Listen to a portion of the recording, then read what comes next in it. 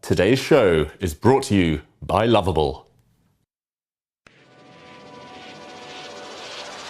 Here we go.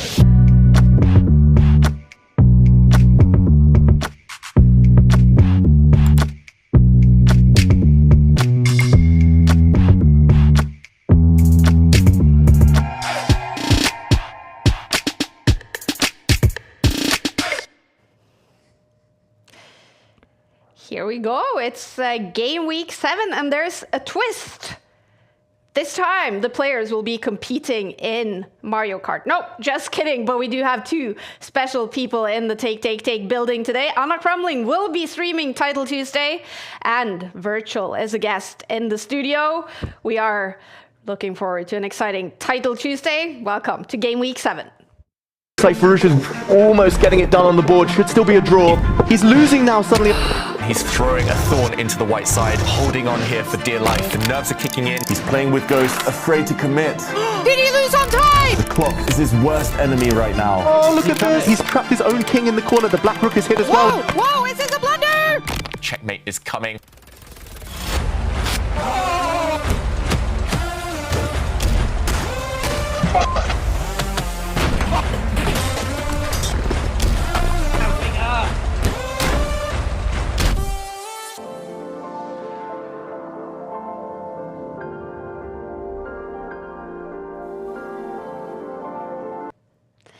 It's time for the most intense weekly tournament out there. Welcome to Title Tuesday. As always, to break it down to you guys, our regular pundit Grandmaster David Howell and our special guest today. His real name is Evan Iversen, but today we're only going to call him by the name you guys know him, Virtual. He's a YouTube star, he's an avid Trackmania player, and also a chess fan. Yeah, big chess fan. Yeah. I mean, it's a whole new universe that I was introduced to a couple of years ago, the chess world, but I've gotten to know a lot of people in the chess world, and I'm following tournaments now as weekly as Title Tuesday also, so pleasure to be here in the studio. So cool to have you here. So excited to be commentating on Title Tuesday together with you. First, let's just talk about your background. So Trackmania, I've been doing my research, I've been looking at your streams, I've been looking at this game. It looks like so much fun. Trackmania, what is it? Yeah, so Trackmania is a online racing game. It is very different to what chess fans might be used to, but this is a game I discovered in my teen years and have played ever since and made a career out of making YouTube videos about. And then, 2023, I got invited to a chess tournament for people that don't play chess so much. And that's when I met Anna Krumling, and since then I've sort of gotten into chess as well as sort of another hobby. So yeah, it's very different, but we do compete, and we also compete daily, not weekly. So I'm very familiar with the aspect of competition. Here you can see a picture from the 17th of May celebration in Norway. So we're wearing traditional clothes, but yeah. Very, very cool to see the different aspects of competition, I think, in both games. I can always get behind like a good competitive battle in a game. Yeah. Yeah. PogChamps, right? Is Yeah, this that's the chess thing. tournament From you PogChamps. talked about. You actually won the consolation bracket, right? Yeah, well, yeah, but it was the consolation bracket, so it's not a full win, but it was fun. It was fun participating. You're a competitor, I can hear that. Yeah. And we did see the picture, of course, of Anna Krumling, your girlfriend, so we talked about this earlier today. You are Norwegian, so Magnus Carlsen becoming world chess champion in 2013, of course, makes the whole country hooked on chess. Yeah, that is when including you. the chess hype here started. People started downloading the app on their phone and playing and talking about it, just like, oh, have you seen the game? And then, I don't know if people online know this, but every Christmas, this has become a family tradition for a lot of people. You watch chess on TV. It would be weird not to. Yeah. It's on all day, you watch it with your family, have some snacks. That's culture. So yeah, I've seen a lot of chess before. It's fantastic. But then you met Anna. Yeah. And I guess a new introduction then for you to chess. What is it like now? So what's so interesting is like there is this televised chess that we see where you have all the names that people recognize, Magnus and Hans Niemann, and some of the drama that comes with the chess world. That's really awesome. But through Anna and also meeting her parents, Pia and Juan, they have told me so many stories from a completely different era of chess, that the chess before it was this big televised thing. And there are so many different players and tournaments they will talk about, the way things were done back then. And it's a whole different era. So chess is such a rich game with the history, 500 years plus of recorded history in chess, and the game goes back even beyond that. And it's so fun that we have this big battleground that has remained the same, where you can see how it evolves over time. It's something I can really appreciate. Oh, I agree, 100%. David, Trackmania, any good? No, any game other than chess, pretty much terrible. Well, from now on, it's all about chess. You did see Anna Crumling there. She will be streaming from the Dave Cave today. We're going to follow her games closely. And Anna arrived at the Take offices earlier today. Let's see what happened when she saw the Dave Cave. I don't get nervous because I'm the underdog in Title Tuesday. I'm one of the lowest rated people in the tournament. Every point that I get, I'm beating someone that's better than me, so that is amazing. I think doing content creation in general, it's one of those things that it's very difficult to be able to have it as your main job. I remember when I started, I was talking to my mom about it. She was like, Anna, just have fun. You know what they say, the 0.001% are able to make a living out of it. And it first started with 1 year, and then I said, Mom, it's going great, let me do another year. And then, Mom, it's going great, let me do another year. So I never went to university. So I think it was during that time that I proved her wrong, maybe. Hello, David. I have some instructions to kick you out of this room. Already? Are you going to crush Title Tuesday later? I am going to crush Title Tuesday later. That's what I'm hoping for. How many points do you think I can get in Title Tuesday? 10. David! Thank you, I appreciate it. Do you feel better when it says your name over there, or do you feel pressure? I'm a narcissist, so I needed to. Who came up with it? You? Yeah. Should I go in and show my YouTube channel and everything? Okay. Yeah. So, this is...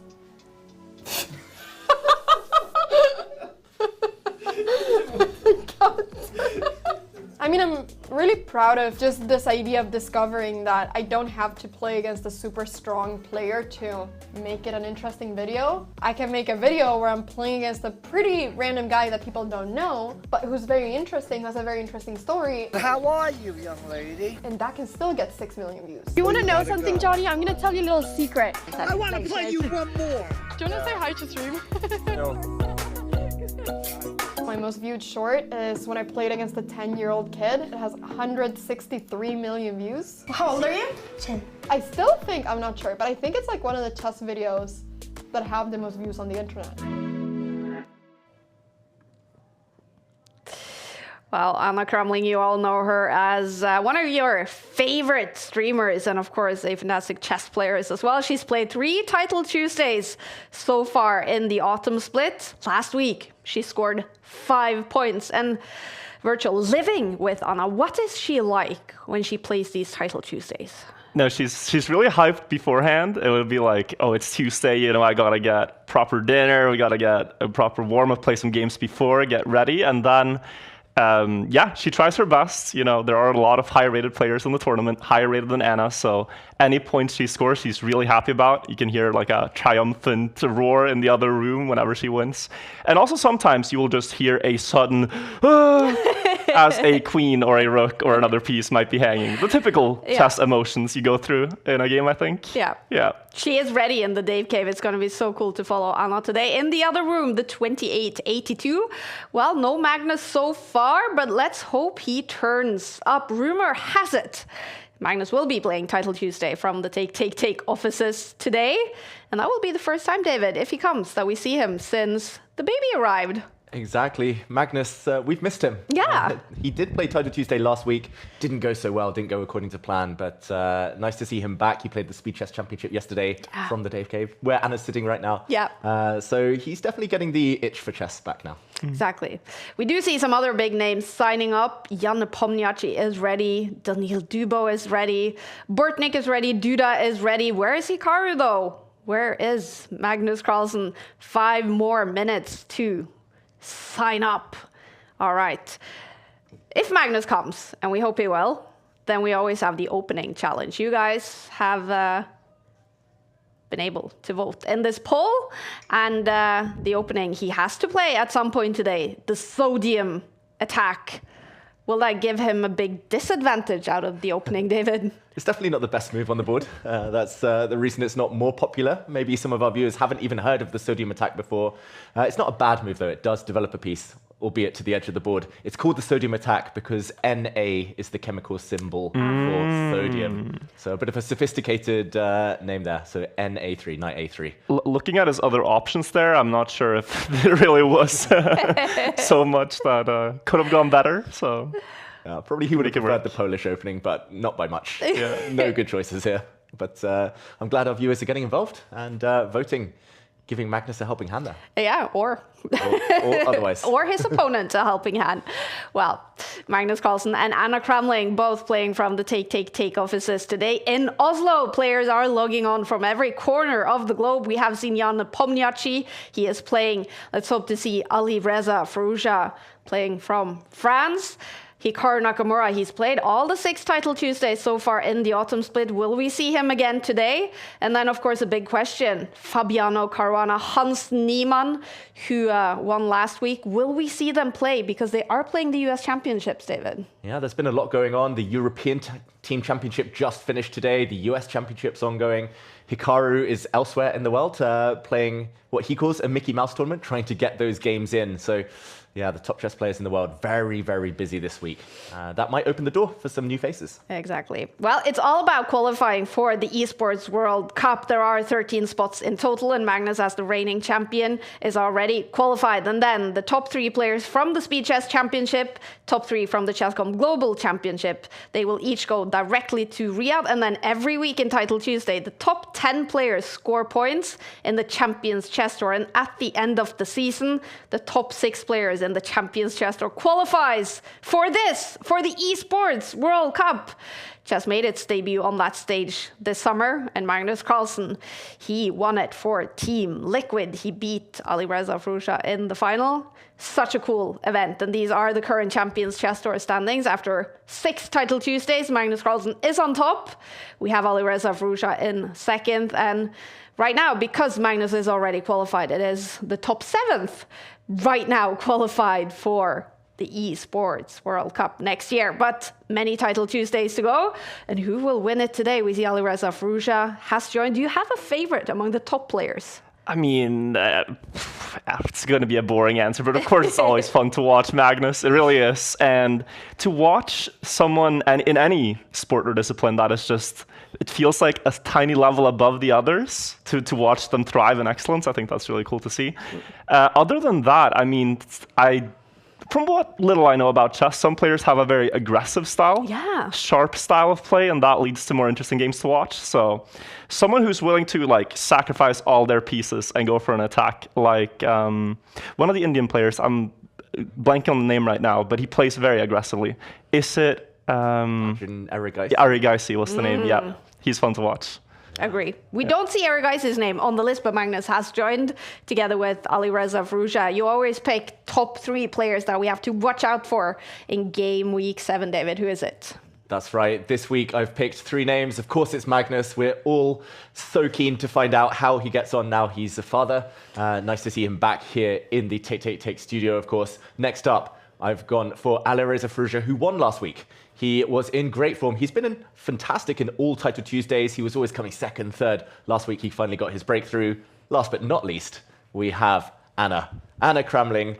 I've gone for an overall score of 52. She was asking you about that a little bit, like where the points come from here. But I do have a system. 90s, that's kind of the very, very elite. 80s, 70s, the other Grandmasters. And I feel Anna, I think she'd be pretty happy to be in the top half of this event. So hopefully she brings her top form today. Yeah. Anna Kramling is in the building. She will be streaming Title Tuesday from the Dave Cave today. We're going to follow her We're gonna follow Magnus. Magnus he has is arrived, here. yeah. Oh, always a relief to see Magnus here. He's won 2 Title Tuesdays in the autumn split. Today he will be chasing another win. Last week, Alireza Fruja took the win. And look at this. The players getting ready. We see Jan Pomniachtchi, Daniil Dubov, Magzudlu. Lazovic is here. Let's kick off Game Week 7. Oh, what's happening here? And we've just seen a blunder from Fabiano. He forgot that there were Night Forks in the air. There was a discover check against the White King. Fabi is just trying to flag his opponent. The black clock goes red. Suddenly, Fabiano, head and hands. He knows he's blundered. The Black King, the White Knight drops even, and there we go. And Fabiano wins with 1 piece remaining. The bishop. Oh my god. Oh, so fucking stupid. Oh, bro. That's so ridiculous by me. Oh, and it's a blunder from Magnus Carlsen. Daniel Naroditsky takes down the world #1. The Black King is now going to march its way over, and suddenly White is winning. Hikaru Nakamura's blundered. The White pawn is going to promote in the corner. It's all about the A pawn right now. Hikaru has let it slip in his winning attempts. Tong only has a few seconds left. He cannot stalemate though. Here we go. Hikaru Nakamura is done.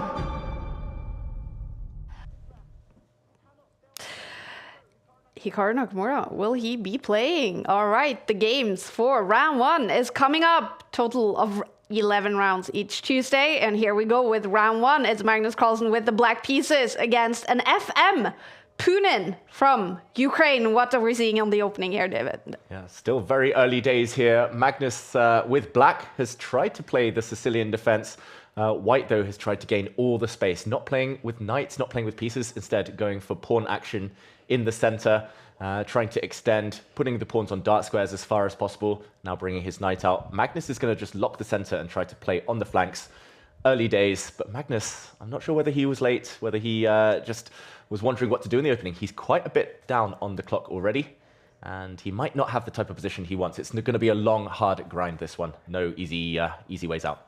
One thing that surprises me here, and this is for my lack of chess experience here, David, isn't it a bit dangerous to push all your pawns on the king side here if you're white? Doesn't this at some point leave you open to an attack?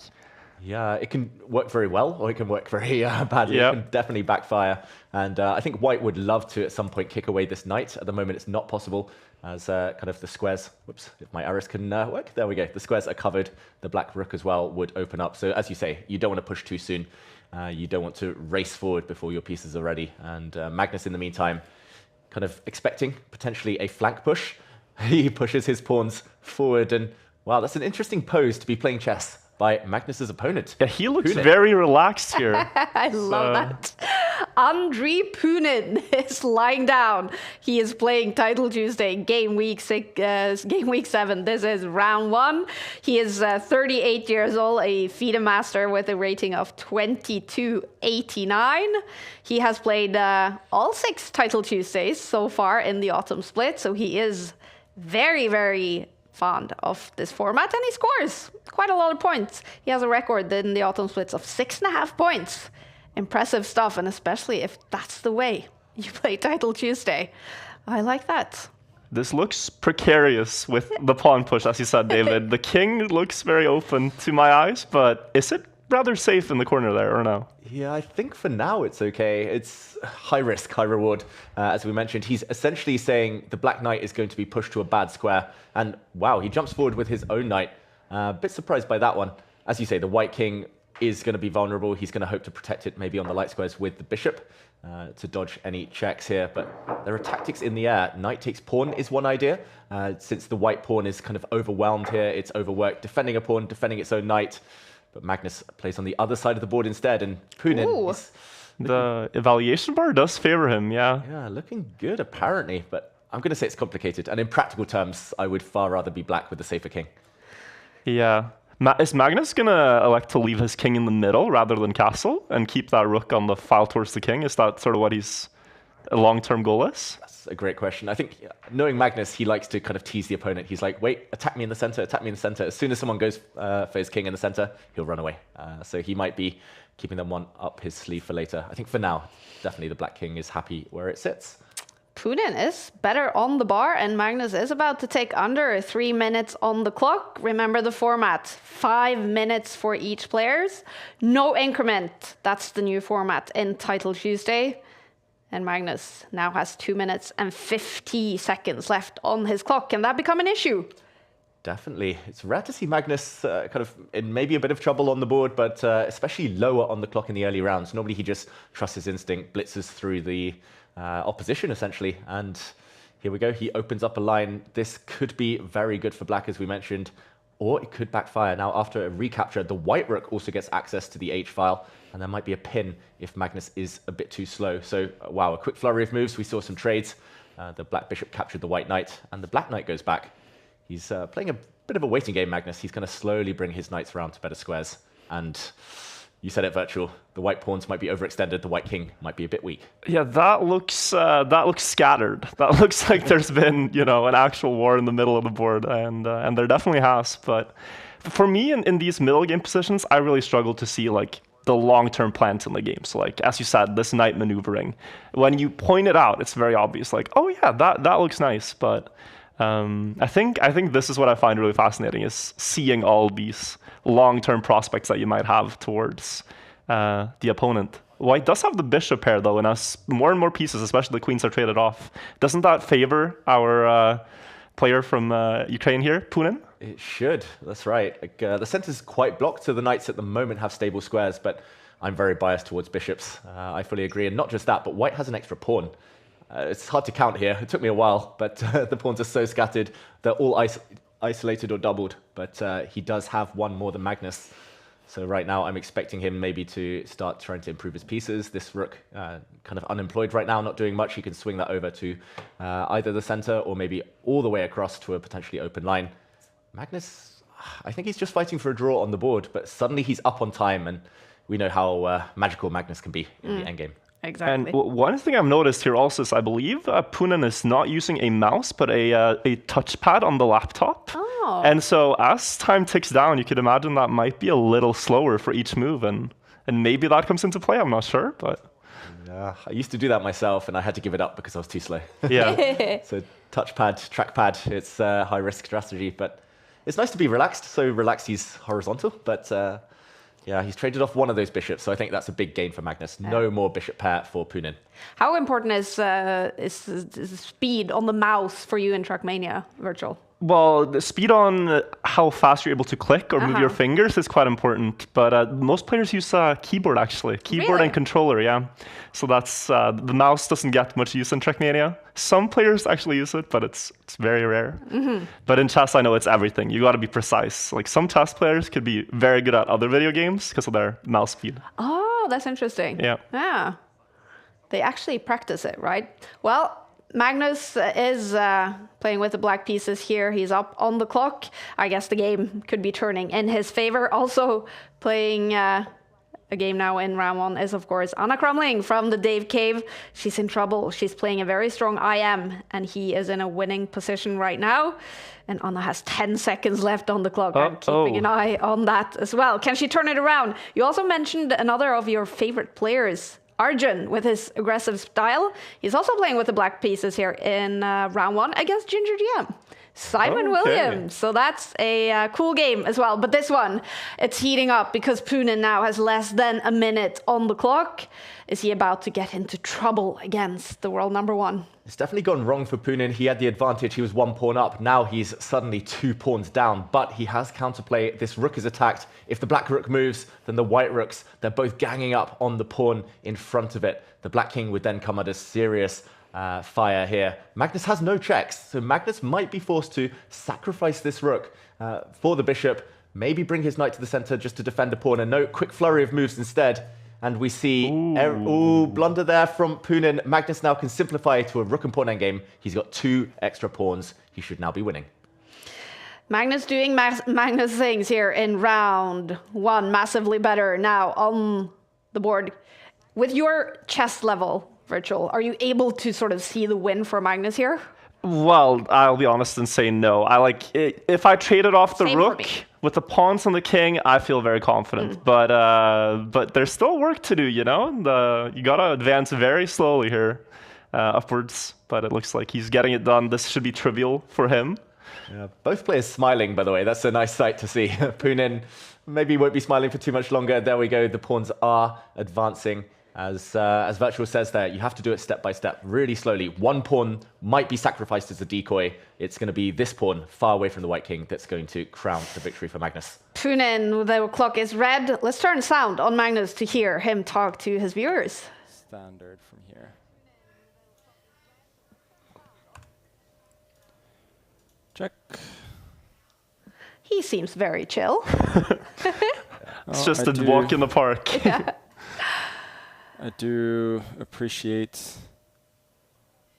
the chance to show a little bit of technique, but I do know how to build a bridge.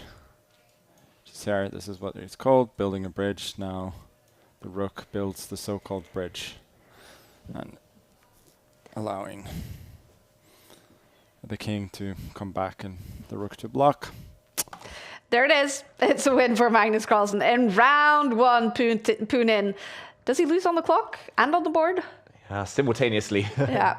Black was about to make a new queen with his remaining pawn, so it was game over. Very interesting game there, but Magnus ultimately, in the end game, always seems to come out on top. Jumping straight into this one still. Round one. Daniil Dubov with the black pieces playing Avzar. What are we seeing? Wow, and White is totally winning. White's pawn is about to become a new queen, but look at the clock. He's down to just a few seconds left.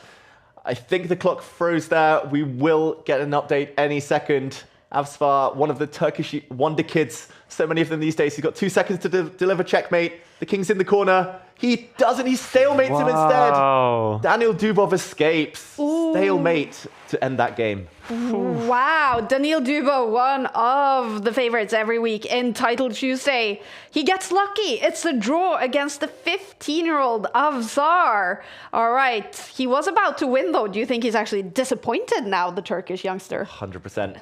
If he had one more second, he would have given checkmate. But he had to pre-move due to the clock, and that's why that accident happened. Wow. All right. Well, round two is starting, you guys. Magnus Carlsen will have the white pieces. One name missing on the list today. Huge shock. Hikaru Nakamura is not playing. Why can that be? Oh, I think we'll talk about it in a moment. Maybe we can jump into Magnus because he's played the Sodium attack. Oh, let's see it. Oh, this is the fan-voted opening in the game. Knight A3. Have you ever played this, David? Not when sober. I've never played this, I think, in a serious game, that's for sure. Maybe in a blitz game. I once tried to play every single move, every single one of White's possible first 20 moves. But yeah, not to be recommended because this knight looks rather silly. It would far rather be at home. But Magnus is trying to justify it. He's trying to bring his knight now closer towards the center.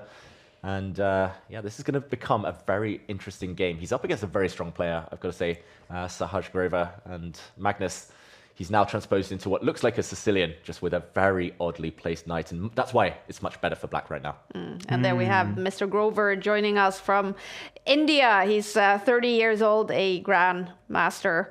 And he's only played one Title Tuesday in the Autumn Split. Only scored 3 points. So he's got something to prove. He is much better here against Magnus. Oof, one knight on the edge of the board. The other knight kind of stepped forward, peeked its head out, and then had to retreat back to its starting square. That's not gone well for Magnus, but at least one of them is getting back towards the center. He's arguing that Black has overextended, but the eval bar says it looks pretty good for Black. Yeah, it looks so uncomfortable to have to go back with the knight and just sit there and kind of untangle this knot you've put yourself in. But if there's anyone who can do it, it's probably Magnus. Yeah, I don't know, I'm skeptical. I think just the fact that he's played it, the fact he's up on time means he's feeling confident, but it is a really ugly position. There we go, another piece developing now for Black. Don't try this at home. That's my tip for everyone. Anna, meanwhile, is playing now with the white pieces. It was a loss for her in the first round. Now she's up against Magkalakis from Greece. She's better on the bar already in that game. Okay, that's exciting. Yeah, keeping an eye, of course, on Anna Krumling as well. Magnus, though, struggling. Is it the Sodium attack just ruining the opening for him here? Yeah, it's the Sodium attack's shaken things up, but not in a good way for Magnus. And oh, look at him. Body language tells the full story here. He's at least blocked the center, so now he needs to get his knight out, but totally... Where is it? Yeah, it has to go to the other edge of the board, right? It's the only way out. Yeah, what do we call that opening? The double sodium. Exactly, the reverse sodium. Yeah. In the meantime, his queen is attacked. Sahaj Grover in full control. I first met Sahaj many, many years ago. Now he's a commentator. He creates chess courses. He's a chess educator, I think, by profession.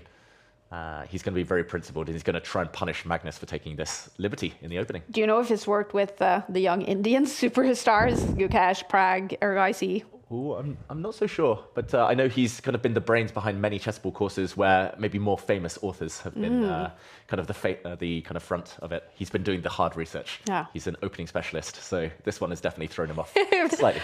Horrible game then for Magnus to actually play the sodium attack against an opening specialist. Now, Virtual, getting into chess, openings, is that something you've studied a lot? I did for the PogChamps tournament, and I did try to learn a little bit of different stuff, but I've kind of stopped thinking too much about the openings. I think it's more fun to try to solve than to memorize.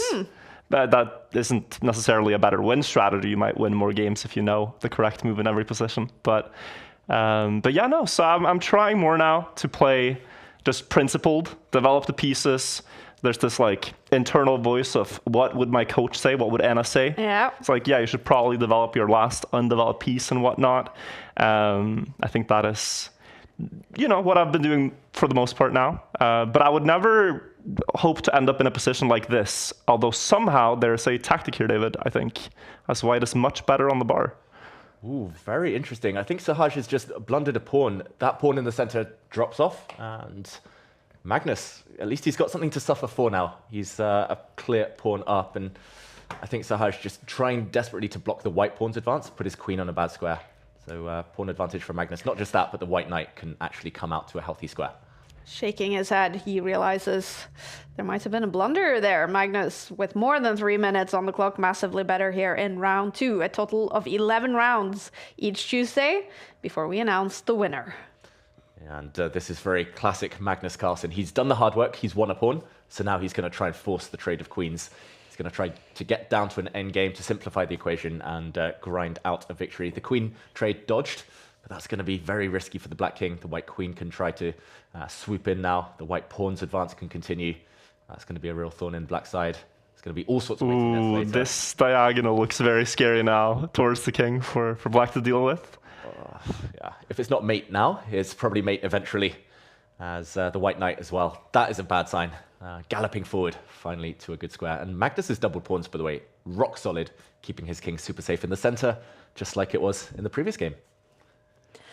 Magnus Carlsen is going for 2 out of 2. We still haven't seen 11 out of 11 points in the autumn split.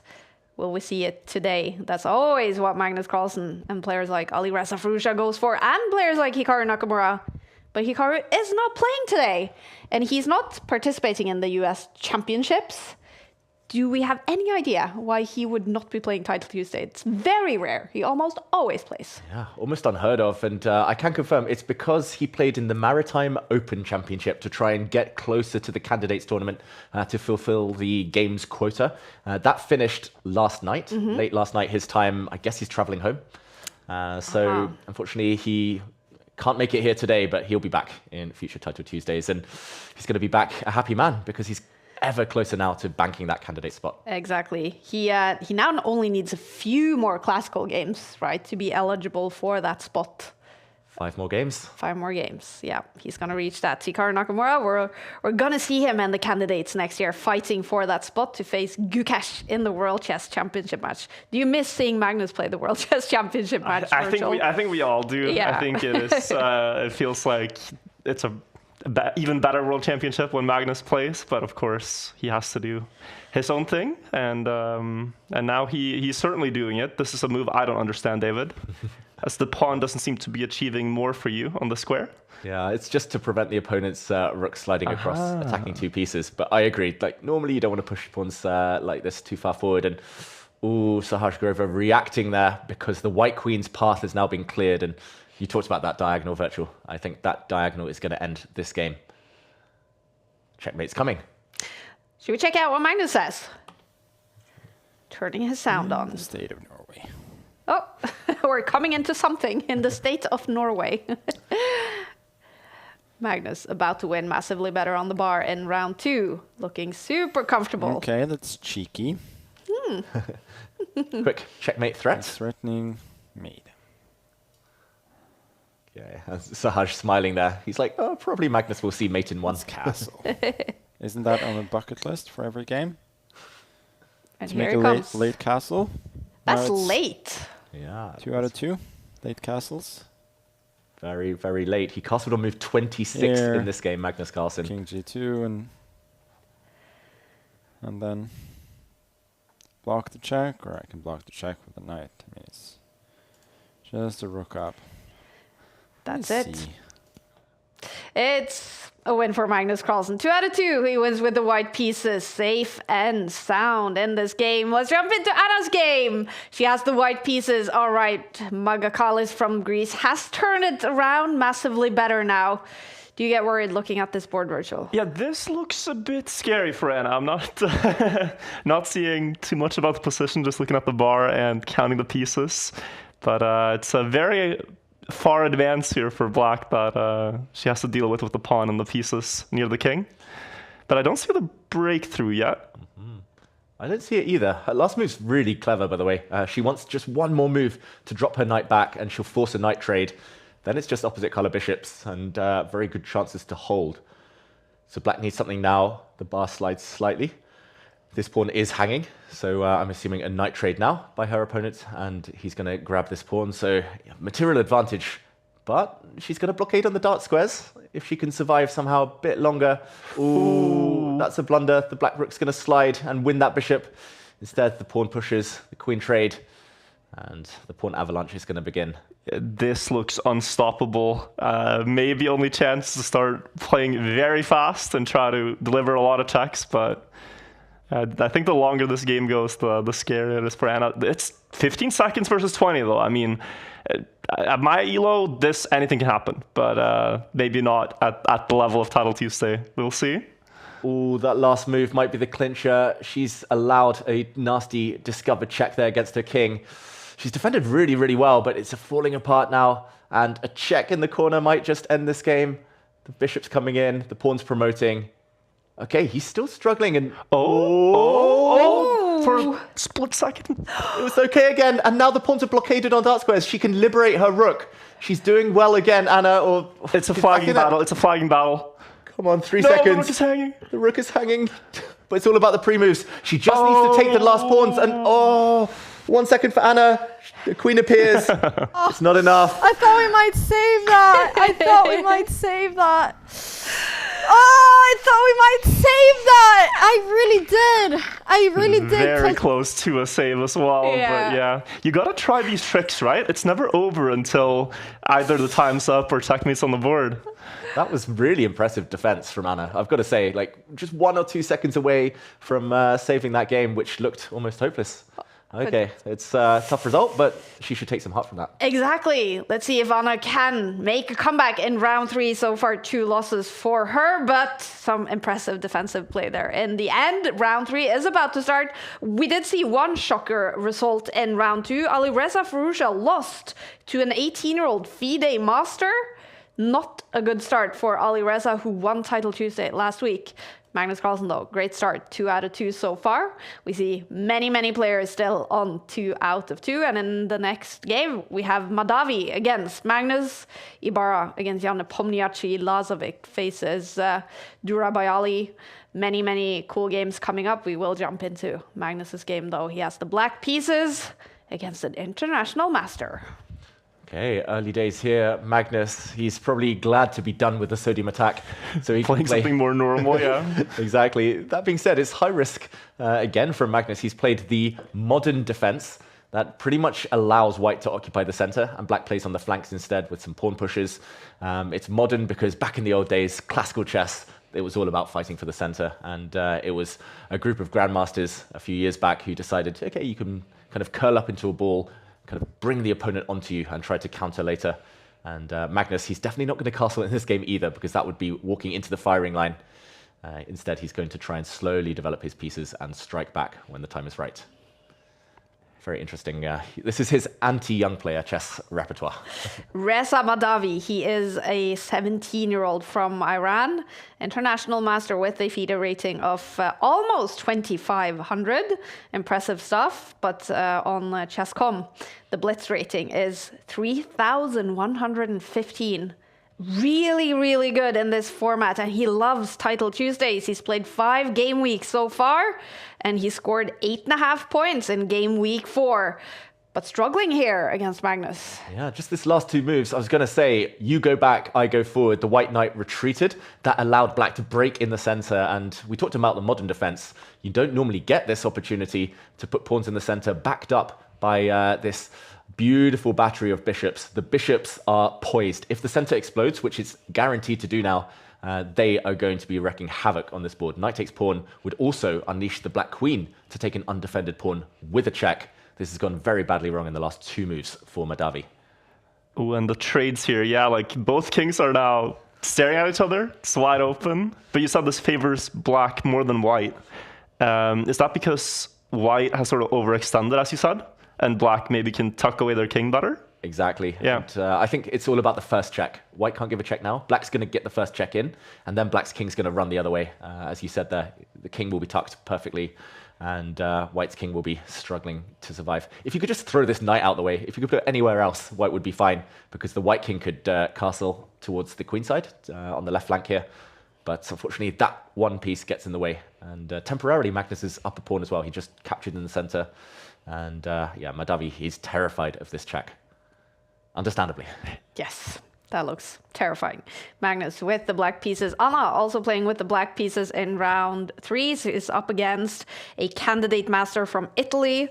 Marshaish is his name, and she's better. She was actually just much better. All right, so Anna is taking some confidence from the very good finish she had to the previous game. Let's see if she can make a comeback much better on the bar now. Magnus is also much better in this game. Is it going to be a quick win? Ooh, it might be. It might be over the next few moves if Mahdavi cannot save some pawns. The only way to stop that scary check was for the white queen to come in and trade off for the black queen when it landed, but that has allowed the black knight to fork a couple of pawns now. Both very tasty. Not sure even which one to capture first. You could kind of make an argument for both of them right now, but a pawn advantage for Magnus in an endgame when his opponent's pieces are pretty terrible. It looks very nice. It might still take a while, but it's not really a question that Magnus has a decisive advantage now. His king out in the open there. Virgil, you are actually getting ready to play your first chess tournament, aren't you? Yeah, so I made a bet with some of my friends, and we were all kind of the same level. We're, you know, around the 1,000, 1,100, 1,200 chess.com rating. And we were just like, we play a lot of chess for fun. We play over the board. We go to a chess bar in Stockholm and play a bit there. And it's just like, let's sign up for a tournament. So we've decided we're just going to play an open tournament, classical, and try our best, and just kind of like a fantasy football league. Whoever does the worst has to do some type of bet. We haven't made up what the punishment should be, but just for fun to see how it goes. Fantastic. And none of us have played a chess game that lasts longer than 10 minutes. So it's going to be very different. People always say like, oh, it's so calming. It's so, I don't know, like, how is it, David, to play classical? Do you get lost in the game? Like, is it like a state of flow, you could say? Yeah, I mean, that's the dream, to obtain that state of flow. But until you get there, it's just stress. Chess equals stress. So I think if you can obtain that perfect mix between being relaxed enough to kind of not feel the nerves, but also alert enough to see the tactics, then you'll do great. But yeah, I'm glad you're jumping in, and very relatable for a lot of people at home who constantly think about jumping in and playing these tournaments. It's nice to see you taking the leap. Yeah, I know, you just gotta try. I mean, it might go horribly, but you know, you learn from each game, each mistake, I'm guessing, and hopefully get better over time. Like that's the only way to improve, I'm assuming. It's by taking a lot of defeats in the beginning and then working from there. Exactly. Every Grandmasters lost thousands of games. Right. So yeah, the journey has to begin somewhere. Very inspirational that you're doing that, and you do have a good coach at home. Is that she helps. helping you getting ready for yeah, it? that helps. She's helping them too, by the way. So we're all getting help from Anna from the tournament. So we'll see who pays the most attention. Yeah. We'll find out. Fantastic. Anna Kramling is streaming Title Tuesday from the Dave Cave. She's struggling now in round 3. Marchesic has been able to turn it around, but she had a fantastic finish in round 2. Can she do it again? In this one, Magnus Carlsen is better, and he just looks very comfortable. Yeah, Magnus, he's the master of the flow that we were talking about. He's always super chilled, super confident in his abilities. But this position, not as easy as it earlier might have looked. Suddenly the white rooks exert quite a lot of pressure on these lines. Watch out, there could be some sacrifices. Knight takes pawn is in the air, allowing the white rook to step up with a check. The black knights might be vulnerable in that variation as well. Magnus is a pawn up. They are connected pass pawns, so on paper he should be winning. But these next 3 or 4 moves will be critical. If he can't find a way to press the advantage now, it might totally disappear. Yeah, the engine is arguing that he's not as good as he earlier was. But it's of course very hard to see this when you're down to 1 minute each and the game can turn into chaos. Ooh, that's a clever move, trying to deflect away the black knight from the protection of this pawn. Magnus defends it. Again, if he gets just 2-3 more moves now, if he steps his king forward, dodging any checks, if he gets this black rook in the corner into the game, he should be winning the clock advantage as well. Should play a part.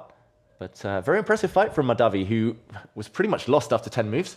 And he's still making it difficult for Magnus Carlsen. Still no clear way forward. Impressive stuff from the youngster from Iran. A lot of questions in the chats. Oh! Things are flying. Oh! Should not have let that black rook in. That's a check. The white king is going to struggle to defend its pawn. If it steps forward, you might see the other black rook start to do some lining up here. This is not good news for Mahdavi. Alireza Mahdavi, I should call him, even though his first name's Reza. He's razor sharp, just like his former compatriot. A lot of questions in the chats. Is that virtual I'm hearing? It is a known... it is indeed. Yes, it is indeed. We have virtual as a guest here in the studio.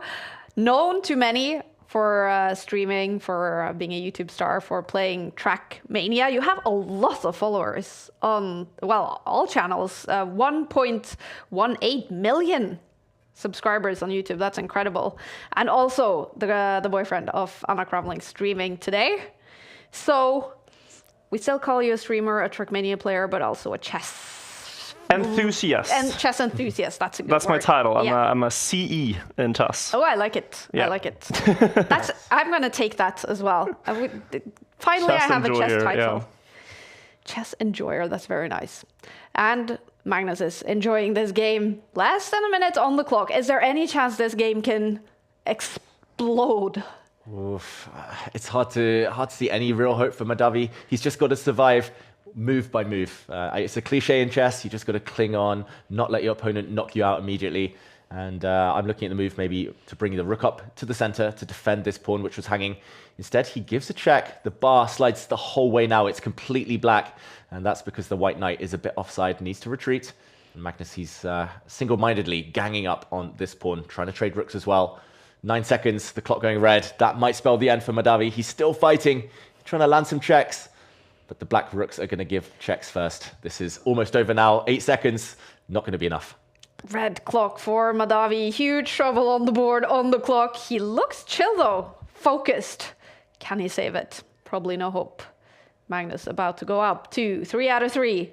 Mate in 10. Can you see a mate in 10? I cannot, but this looks dominant, and if he can't deliver the checkmate, just timing out your opponent should be enough here. But I think he is looking for the cleanest win, and the resignation comes. Magnus wins his 3rd in a row. Solid stuff from Magnus Carlsen. Very impressive. He didn't even need 10 moves. He found a mate much quicker. He was about to deliver a mate on the edge of the board. And there we see Eric Rosen taking down Pranav, a former world junior champion. Eric Rosen, the streamer. Wow. Yeah, banging form these days in Title Tuesday. Some great results in recent weeks. Incredible stuff. International master Eric Rosen, known for streaming and also fantastic results in Title Tuesday. He goes up to 3 out of 3 to join Magnus Carlsen. Eventually, it was a loss for Anna in round 3 as well. Is she able to put those losses behind her and look forward? What is her mentality like? I mean, losses in chess get to you, I think, any person you are, but Anna's whole mindset around chess is that she just really enjoys the game. So she can easily put that behind her and then focus on the next one. And typically in Title Tuesdays, it will be like this because she gets paired against really high-rated opponents in the beginning. Then after, a couple of losses, she might get paired against people more her level, and then it's a really good sprint near the end. The good momentum is typically what I see when I watch, but we'll see. Hoping for the best. Exactly. She is, of course, one of the lower-rated players in Title Tuesdays. We do have super Grandmasters playing every week. She's also one of only few women. So far, only 109 women have participated in Title Tuesday in the autumn split. Let's hope for more. Anna is one of them, and that's fantastic. Round 4 is about to start. Magnus is playing Vokido in the next round, so that's a tough opponent here for Magnus in round 4. Very tough. Vokidov was part of the Olympiad winning team of Uzbekistan a few years ago. He's super strong, very, very well prepared. Did decently as well in the Grand Swiss recently. And Magnus, he's started to play more mainstream openings, a sign of respect. He knows how strong his opponent is. He's gone for a Reti opening, the White Knight coming out very early, not trying to occupy the center directly, just kind of having some little influence here and trying to ask Black a question. Are you going to take me? Are you going to step forward? Either way, the pawn structure will become defined, and Magnus is going to hope to give his opponent so many options that he burns time in the clock. But it's Magnus who's actually lower on time right now. Wow. 4 minutes. Remember, they have 5 minutes on the clock each. No increment. Samshidan Vokidov is from Uzbekistan. He's 23 years old, a grandmaster with a FIDE rating of 26, 40 number 86 in the world.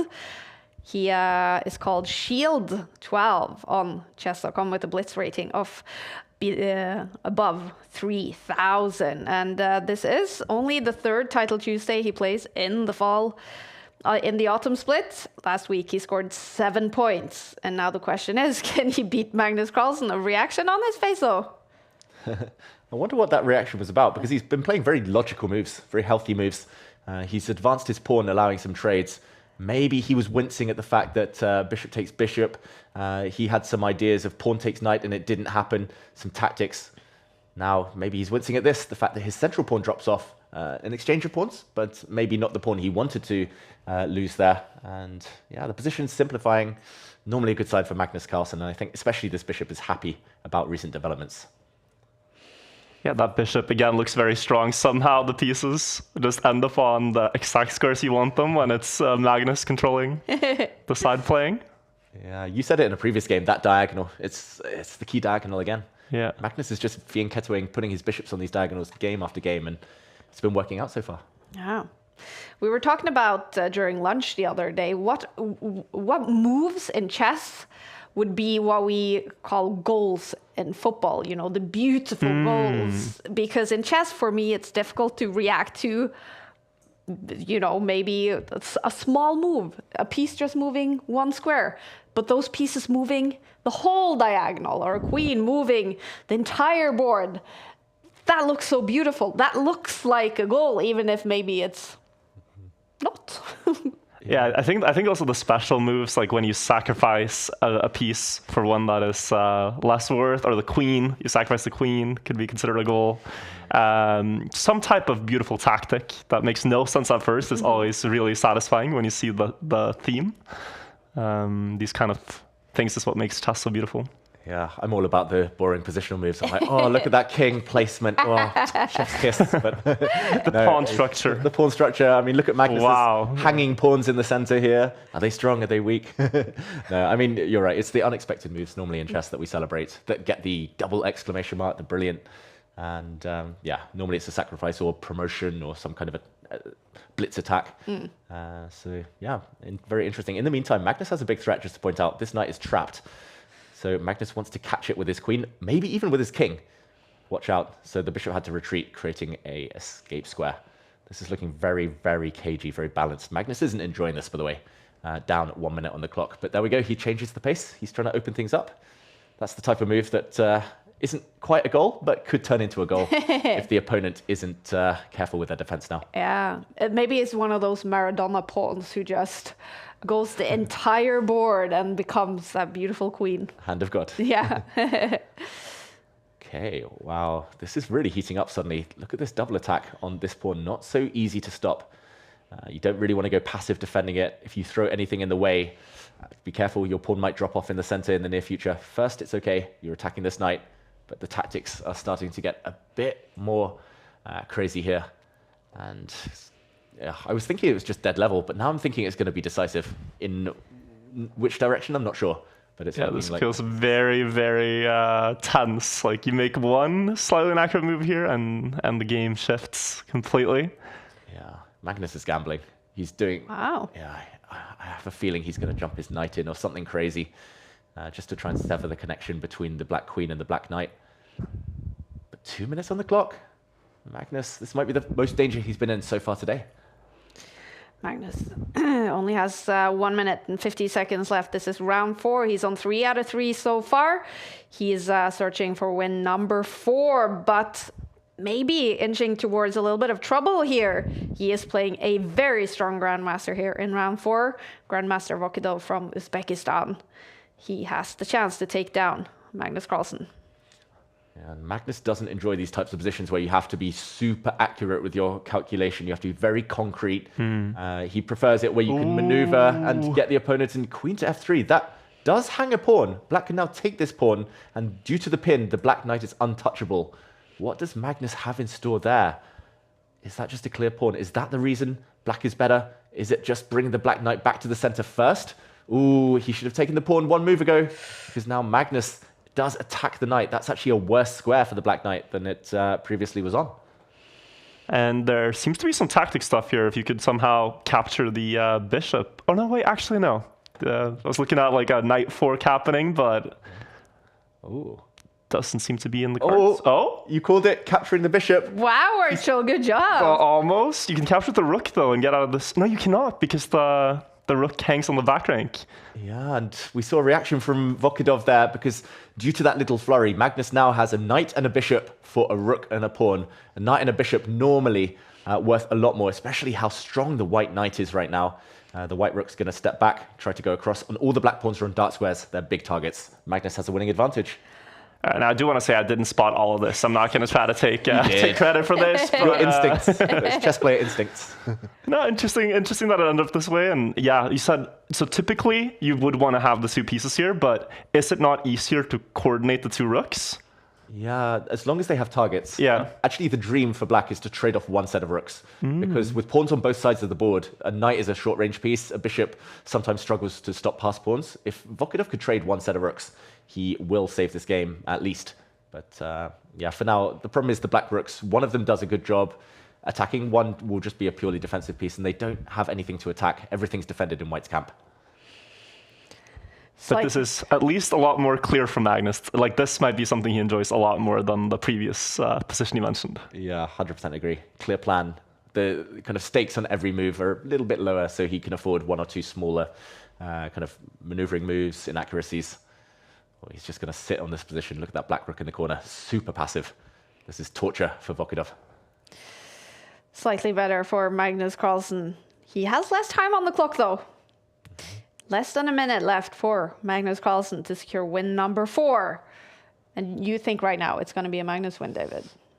If he had more time, Yeah. I don't know, it's borderline. If Magnus had 1.5 minutes, I would say he wins this. 1.5 versus 1.5, I think he wins it 80, 90% of the time. 45 seconds, down 20 seconds. You need a breakthrough, and he's going for it now. Magnus, that wasn't correct according to the eval bar, which now says level. I'm assuming black's going to try and take this pawn twice. You have to get as much off the board as possible. But it's a bit shaky. Suddenly the knight not defended. Maybe could get hit by a rook. Could get hit by the black king. And this one, the most natural move, but a blunder because of this check. Vokidov had to remove that pawn from the board, and now the black king is cut off in the kill zone on the back rank. And he saw it instantly, Magnus. Did not hesitate. Yeah, and it's unfortunately almost over now. I think you can check. You're going to take this pawn with a check. You're going to make a new queen. Game over. Vokidov's about to resign. Magnus celebrating. Leans back and lifts his hands in the air. So his hopes of saving this should not be very realistic. I do actually hope for a rook trade here, so we could have the bishop and knight mate, just to see the execution. But is he going to do it? Oh, okay, no. That would have been a fun one. I think if Magnus had a bit more time, he might have showed us that winning technique. Yeah. But he knows he doesn't need to. Okay, no P5, it's just mate. It's looking good for Magnus Carlsen, and there it is. It's another win, 4 out of 4, and this is a big one. He beats Vokido, the Grandmaster, jumping into this still round 4. Anna Krumling has lost 3 games so far, but she's played some good moves. Oh, this is a flag though. It's a flag. 1 second for white. 1 second. Anna wins. Oh, she wins on time. White mate in 9 on the board for white there, but Anna somehow ekes out the win with 5 seconds remaining. Did I deserve this win? No, but my opponent wanted to push for a win and we actually had more time. You know what? Do we deserve it? We absolutely do not deserve it, but that is how this goes. Oh, I am so happy. When everything goes wrong, just flag your opponents. Okay. Fantastic. Fantastic. Yeah. Congratulations to Anna Krumling. She wins in round 4. She flags her opponent and takes her first win in game week 7. Both Magnus and Anna streaming from the Take offices. Both of them winning in round 4. That's cool to see. Yeah, happy to get a win in the first 4. You got to get started racking up the points. And even if it's a flag, it still feels good to win. Exactly. Like she said, her opponent wanted to risk it, so she has to use all the tools in her arsenal. Yeah. The clock is a big weapon. It's normally quite streaky, Title Tuesday, like you said. We've had Witty Alien in the studio, Simon Williams, Ginger GM. They've got on big 4-5 game winning streaks after tough starts, so hopefully Anna can do the same. Yeah. Well, let's see if Anna can go on a winning streak. It's a great win for her in round 4. Magnus is one of many players now on 4 out of 4. We also see Sindarov on that list. Now, he is known to be very good in Title Tuesdays, but he hasn't been up there so far in the autumn split. Yeah, he's been busy. He tried to qualify for the candidates at the Grand Swiss. He's been doing other things. I played him. He beat me in Freestyle Friday recently, so he must be in form, right? Yeah. But yeah, he's doing very well so far today. And let's see, he might be facing off against Magnus in the near future. He just beat Aravind, another very strong GM. Wow. Well, it's heating up in Title Tuesday. 11 rounds before we know the winner. Magnus is up there. Sindarov is up there. We also see Janne Pomniachtchi, Jan-Christoph Duda. Eric Rosen is also on 4 out of 4. This is the Premier League of chess. Here we go.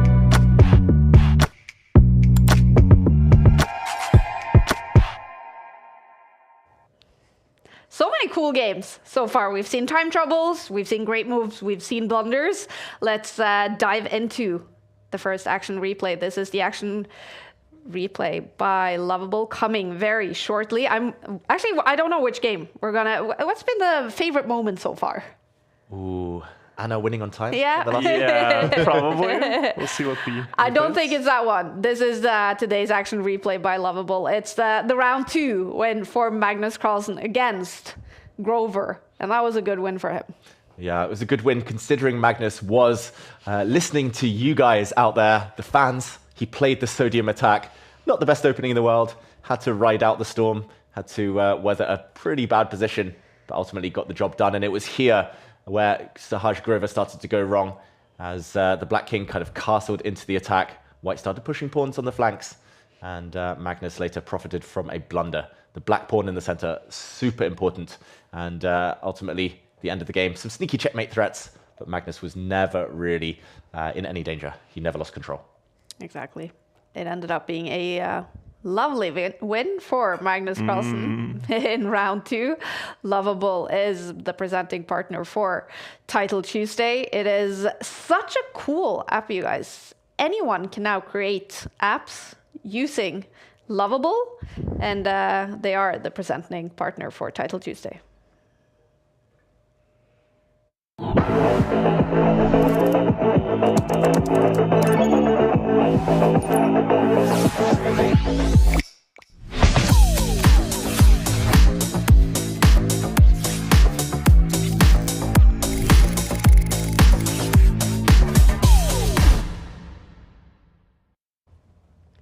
With headquarters in Stockholm, and that's also where you are headquartering now, virtual, together with Anna. Yeah, that is true. Stockholm is where we're based now. Beautiful city. Yeah.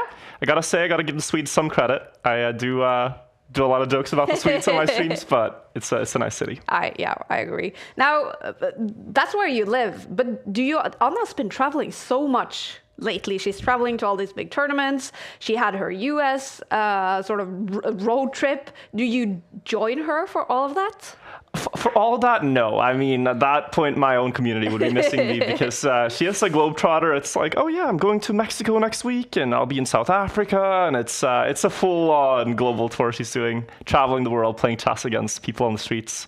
I join for some of the tournaments sometimes, and I'm there as sort of like just a cheerleader, backup support, and it's fun to see the world itself, like with, you know, you walk into this room and you just hear the sound of 300 people in silence, no word spoken, but the pieces moving and the clocks slamming on the table. Very intense atmosphere. Walking around in a playing hall like that. Yeah. From environment you are very familiar with, David. Yeah, I miss the sound of silence sometimes. I talk too much. Sometimes I'm like, oh wait, maybe I should actually go back and play because it's unique, the kind of chess ecosystem and the tournament environment. I agree. That's one of the things that I fell in love with chess as well. Just the intense atmosphere in a room where several of the brightest players in the world are just thinking. You can hear them thinking. In some way, yeah. And there aren't many rooms in the world where you'll see like 300 people now that are sitting in dead silence, not on their phones, no screens, just like presently thinking, being aware of something in front of them. It's maybe more and more rare now, so it's nice that we still have that. I agree. We do love chess. We do love over-the-board chess, but we also love online chess. Title Tuesday is the Premier League of chess. This is the autumn split, Game Week 7. The players are fighting to qualify for the Esports World Cup through the Champions Chess Tour. So each week you score points towards the Champions Chess Tour. The winner gets 10 points. So far, Magnus Carlsen is on top of the Champions Chess Tour standings. Will he win today, though? We don't have Hikaru Nakamura playing today, but we do have Alireza Firouzja. We also don't have Hans Niemann. Is Magnus just a huge favorite to win it today, David? I think on paper, like he's won Title Tuesday so many times now, second only to Hikaru Nakamura. He's always going to be the favorite. But Magnus versus the field, there's a lot of other players who could upset him on their day, starting with Liam Ley. Liam Ley, he is a fantastic player. He's actually one of very few players in history who has made 11 out of 11. And he's up against Magnus in round 5, starting any second. Magnus with the black pieces. These two have faced each other many, many times. And here we go. Yeah, here we go. It's early days here. We've transposed into the Queen's Gambit declined. Magnus now takes it to the Slav defense, which is signified by these pawns especially. He's built the triangle system. These 3 pawns in the center, rock solid. The bishop on c8, not so happy about this. Blocked. That's why Magnus now pushes a pawn. He's going to fianchetto it. He's doing this every single game, putting his bishops on these long diagonals. Super consistent from Magnus Carlsen.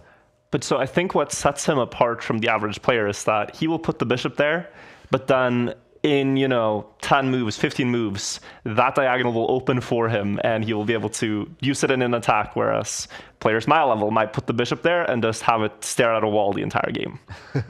It's the thought behind it to see it develop through the course of the game, I guess. That is incredible. And he moves his pawn, Magnus Carlsen, up against Liam Ley from Vietnam, 34 years old, a Grandmaster with a FIDE rating of 27.29. He is number 21 in the world. His peak came in 2024 with a rating of 27.41. Still an incredibly good player. He has a lot to focus on, though, isn't he? He's still the head of chess or something like that at the school in St. Louis College. That's right. At Webster University, he's the head of the chess program. He took over after Susan Polgar, which are quite some shoes to follow there. And Liam Ley, he's very popular. Like anyone who meets him, he's so respectful, so into the chess. They call him the professor because he seems to know it all. And he's got this very classical style. The Vietnamese chess school, normally they're very wild attackers. But Liam Ley, it's very kind of step by step. It's all measured, it's all well planned, all thought out. And these two, I remember them playing against each other back in 2001, 2002. So they've known each other since they were kids. The professor also reminds me of a TV show. X-Men, no. No, it's Spanish. Oh, Casa de Papel. Thank you. What's it called? Money Heist. Heist. Yeah. Casa de Papel. Yes. I could never do the pronunciation justice, but yeah. And I, of course, highlighted Spanish because Anna is half Spanish. Yeah. Do you see a lot of her Spanish heritage? Well, I've learned more and more of the language because her father, Juan, doesn't speak so much English. So their entire family speak Spanish with each other. Really? Yeah. So sometimes at the dinner table, it'll be like a translation between 3 different languages, between Swedish and Norwegian, and then it goes to English and then to Spanish sometimes. So it's, wow. It's a full, full Duolingo class sometimes at dinner. And speaking of, father-in-law, the mother-in-law, Grandmaster, Pia Cromling, what is she like? Yeah, she loves chess. You might be able to tell, but no, really, it's... she's clearly in the place she should be, doing chess, traveling the world, playing chess as well.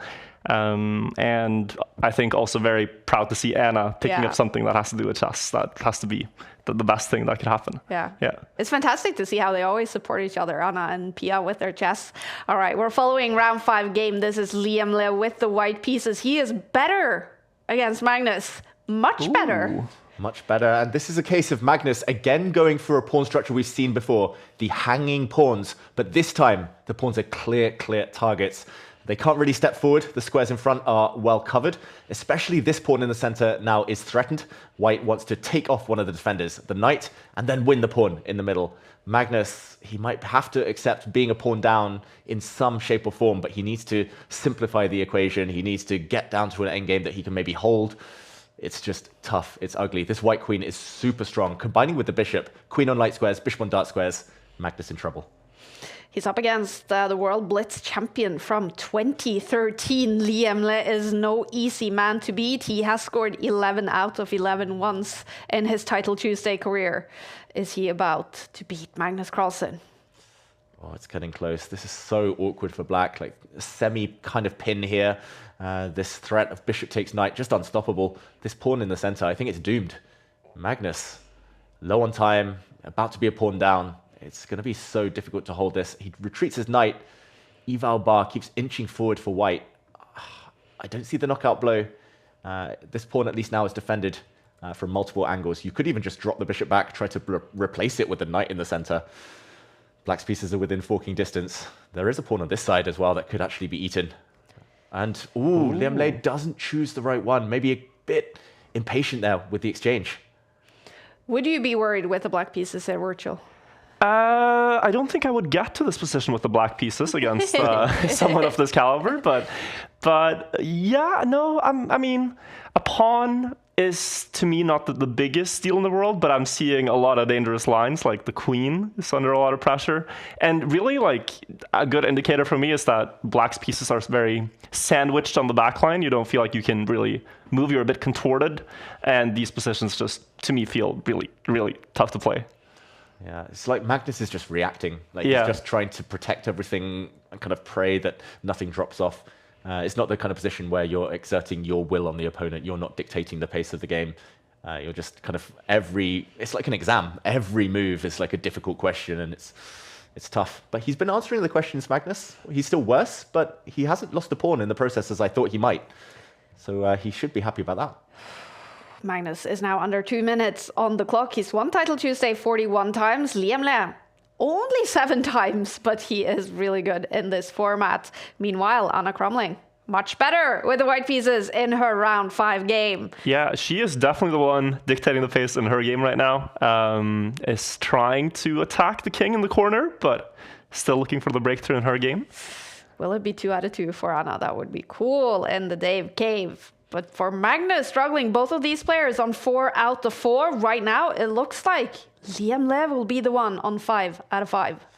Yeah, he looks like he's getting a bit frustrated, Liam Le. I've played him many, many times, and he doesn't give much away with his body language, but sometimes when he kind of blinks a bit more and looks away, he's like, I should be winning here. There should be something.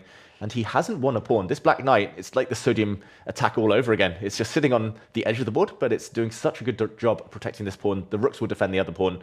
And if these two survive in the center, Magnus could turn this around a bit later. as Liam Lei burning all his clock time now. He spent over 30 seconds on this move before finally pushing a pawn. Magnus, he's never had a better position in this game so far. Let's hear what he says. We're turning on the sound on Magnus. He is streaming from the 2882 room. Queen d8 maybe. Here I go knight b4. He definitely doesn't sound that stressed. Not anymore. Definitely a man who knows the worst has passed. And still maybe slightly worse just because these pawns are isolated. I have equalized the game and I'm up on time. Summing it up there, Magnus Carlsen. Liam Lei has ticked under 1 minute on the clock. Still 2 queens on this board. Likely we will see a result. Yeah, especially as Magnus said with the clock situation. Ooh, watch out, the black knight's coming in. That looks super dangerous. Maybe he doesn't achieve too much right now. He grabs a pawn instead and Magnus has blundered apparently.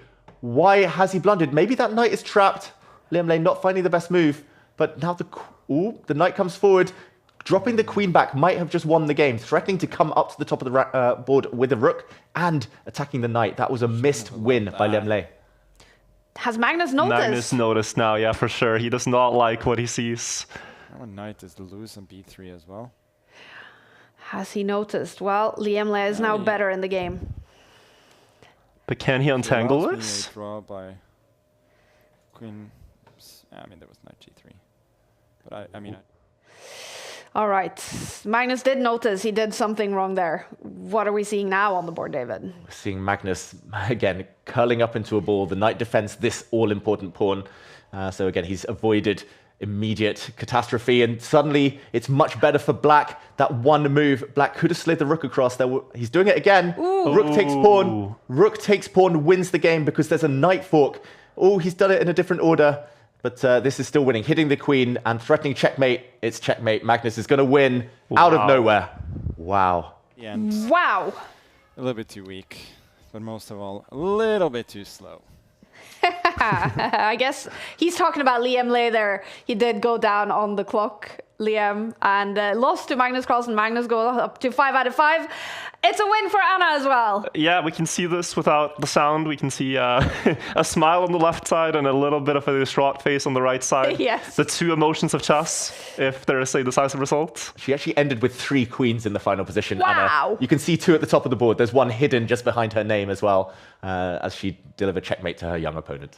That's incredible. 3 queens on the board and 1 queen on the camera. Incredible stuff. Anna Kremling goes up to 2 in a row. She wins the second game in a row. Takes this game with the white pieces. Nice. 2 points then for Anna Kremling. Magnus Carlsen is on 5 out of 5 together with Janne Pomniachtchi. Sina Movahead is of course there again. Renato Terry is up there again. Jan Christoph Duda and Salem Saleh all on 5 out of 5. Okay. Sina Movahead. Yeah. Always up there. He's seen more moves ahead than anyone else I've ever met. And he is moving ahead in the standings. He's just bumped up. Maybe his tiebreak got a bit better. Magnus against Nepo would be a cool pairing to see. Ooh, yes. But more likely that they're kind of the top 2 seeds now, so they'll play some of the lower rated opposition first. Oh, I wonder what Anna's talking about there. She looks very happy now. She's on a roll. Both of the players we're looking at right now are on a roll. Magnus on 5 out of 5. Anna has won both of her 2 last games. The atmosphere is getting really good now in the Take offices. A lot of question in the YouTube chat about the voice you guys are hearing. I saw someone commentate, oh, for a second I accidentally thought I tuned into a Trackmania stream. You're not hearing voices in your mind. Yes, I am indeed commentating chess for the first time. So very interesting. It's a different game, but you can appreciate all the intensity that builds up. And yes, you said many cool matchups. Sina Movahead is an incredible name for a chess player. I mean, I really hope he climbs to the throne one day, to the very top. That would be something the world needs, I feel like. Yeah, he moves ahead to the top. Yeah, it's just exactly. Something about that. The jokes would never end. Also, you mentioned this Terry at the start before we went live. A player I have not heard of before, but someone who consistently does well in these tournaments. Exactly. That's the cool thing about Title Tuesdays, right? You have the international masters and even the lower rated players occasionally being up there. And I am Renato Terry is one of the international masters, always towards the top. in Title Tuesdays. So are these two players. This is Magnus Carlsen with the white pieces on 5 out of 5 against Jan Krzysztof Duda, the Polish superstar, on 5 out of 5. What are we seeing on this board? Yeah, we've seen what's pretty much amounted to a Queen's Gambit accepted, where the whole center has exploded. So it's a totally symmetrical pawn structure. If you look at the pawns alone, they mirror each other. It's all about the piece play. White is slightly ahead in piece development. White has already castled. White's queen has already moved. So I wouldn't be surprised if Magnus utilizes the turn here to gain a bit more time, attack the black queen, take the open file. Ultimately, if neither side is able to gain an immediate advantage, this should just be dead level due to the nature of the pawns. So Magnus needs to use his extra move. I think his plan is to push this pawn forward and achieve what we've been talking about. Double bishops, yeah. This is beautiful. Beautiful looking. Well, there we go. Oof. Be careful about casting now, if you're black. So then maybe this is a game where we won't see a black castle. Oh, sooner or later, he probably has to, but I wouldn't feel confident about it. Do that. And look how he's doing the same. He's like, anything you could do, I can do better. So now you've allowed the bishop to capture the knight and open that pawn, but are you a bit hesitant to do that if you're white? Because the rook can sort of stare at your king long term. Is that what he's calculating right now? Yeah, 100% agree. Like, that's the critical move. Bishop takes knight. It's either very good or very bad, and he probably wants to wait till black is castled. Yeah. That's a great spot. The black rook otherwise would occupy a nice open line, and Duda's taken away that option now. He's kind of revealed the reason he put his queen on this slightly mysterious square is because he wants to put his knight in the center and trade as much off as possible. Jan Krzysztof Duda is number 20 in the world in classical chess. He's played all the Title Tuesdays in the autumn split, and he scored a 2nd place in Game Week 3. 3rd place last week. He's won 10 Title Tuesdays in history. Someone who definitely can beat Magnus Carlsen. Yeah, and he has beaten him in some very, very important games over the years. And at the World Cup, for example, in Norway chess, he ended Magnus's 125-game unbeaten streak. Wow. So Duda has been a bit of a kryptonite. But in recent online events, in recent blitz, Magnus has had the upper hand again. And also Duda's been struggling with motivation in over-the-board chess, correct? Yeah, he chose not to play some big tournaments. I wasn't sure if it was the Grand Swiss or the World Cup, but he chose not to play one of those to focus on other things. Players so strong as Duda not fighting for the World Championship is a pity. But yeah, he's maybe just trying to regain that motivation that he's lost. It is a mentally tough game. I mean, I wouldn't know from experience, but I know from talking to David and to many other chess players. Have you experienced that, the mental toughness of chess? I think it's, yeah, the toughness of it, especially if you play a lot of games in a row. But it's also very addictive. Yeah. You feel like you can sort of equate chess to your intelligence in some way, and you want to have a higher intelligence score by having a higher rating. And you feel like, man, if I lose now and my score drops below this point, I really have to, So it can become sort of just at my amateur level, something you think about, but at the top level, with this being something you have to live off of. And I know, for example, I was at Norway Chess last year and I spoke with Caruana, and at the time they were doing a tournament, and then outside of that also doing about 4 or 5 hours of study outside the tournament games. So it is a very rigid, strict schedule these top players follow to get to this level. So yeah, you have to be willing to put in the time to become the best, I'm guessing. Exactly. It's not easy. You hit the nail on the head there. Ego is a big part of it. Like chess players, we attach a lot of self-worth to our results, which probably isn't healthy, but it's natural, and it's so easy to say one more game. One more game in chess, just like in many other sports and esports. In the meantime, Magnus here with a small advantage. Nothing decisive yet, but essentially his rooks are better than the opponent's rooks, and the white knight better than the black knight. So those add up right now to a small advantage. If he could get the queens off, I think Magnus would be quite happy, since black's queen is the only piece that's maybe superior to its counterpart. Would you ever infiltrate with the knight and trade it off to get the rook up to the 7th rank here? Is that all good, or? Ooh, yeah, I like that idea. I think he's found something even better, this Magnus. That queen is almost trapped. She has to swap off now, and that would allow the white rook, after maybe a trade, to enter without a trade of knights. Ooh, also, wait, there's knight takes bishop, and watch out, the bishop's coming to skewer the 2 black rooks. Oh. And Duda sees it, yeah. Shock on his face right now. Oh, he saw it too late. Magnus's move earlier, F4, was genius. He foresaw this 4-5 move variation.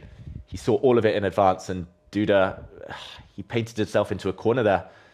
Instead of allowing the rooks to get skewered on this diagonal, he takes a pawn, but now the white rook can... Okay, it attacks the knight instead. He could have gone up, as you mentioned there earlier, Virtual. Instead, he's trying to sell the knight for the highest price possible, take some pawns. Now the skewer would allow the black rook to come and check. But Magnus, he's got a bishop for 2 pawns. It's more than enough for victory here. Wow, he is not looking happy on Christoph Duda. Less than 2 minutes on the clock and a hopeless situation on the board against the world number 1. Magnus with a genius move there. Yeah, the genius. Just some moves are genius. We were saying queen sacrifices, pawn promotions, unexpected castling. But seeing 4-5 moves ahead, that's super satisfying as a player. Knowing that your opponent stopped a bit too early in their mind, stopped too early, evaluated it wrong. Magnus, if he gets time now, he's going to start ganging up on this light squared pawn. And I know also with chess, a lot of these beautiful variations never happen on the board. You see them, but your opponent is able to counter them. But it's fun to actually see one play out when that was missed. You see like, wow, these are things they're thinking about that we get to see actually acted out.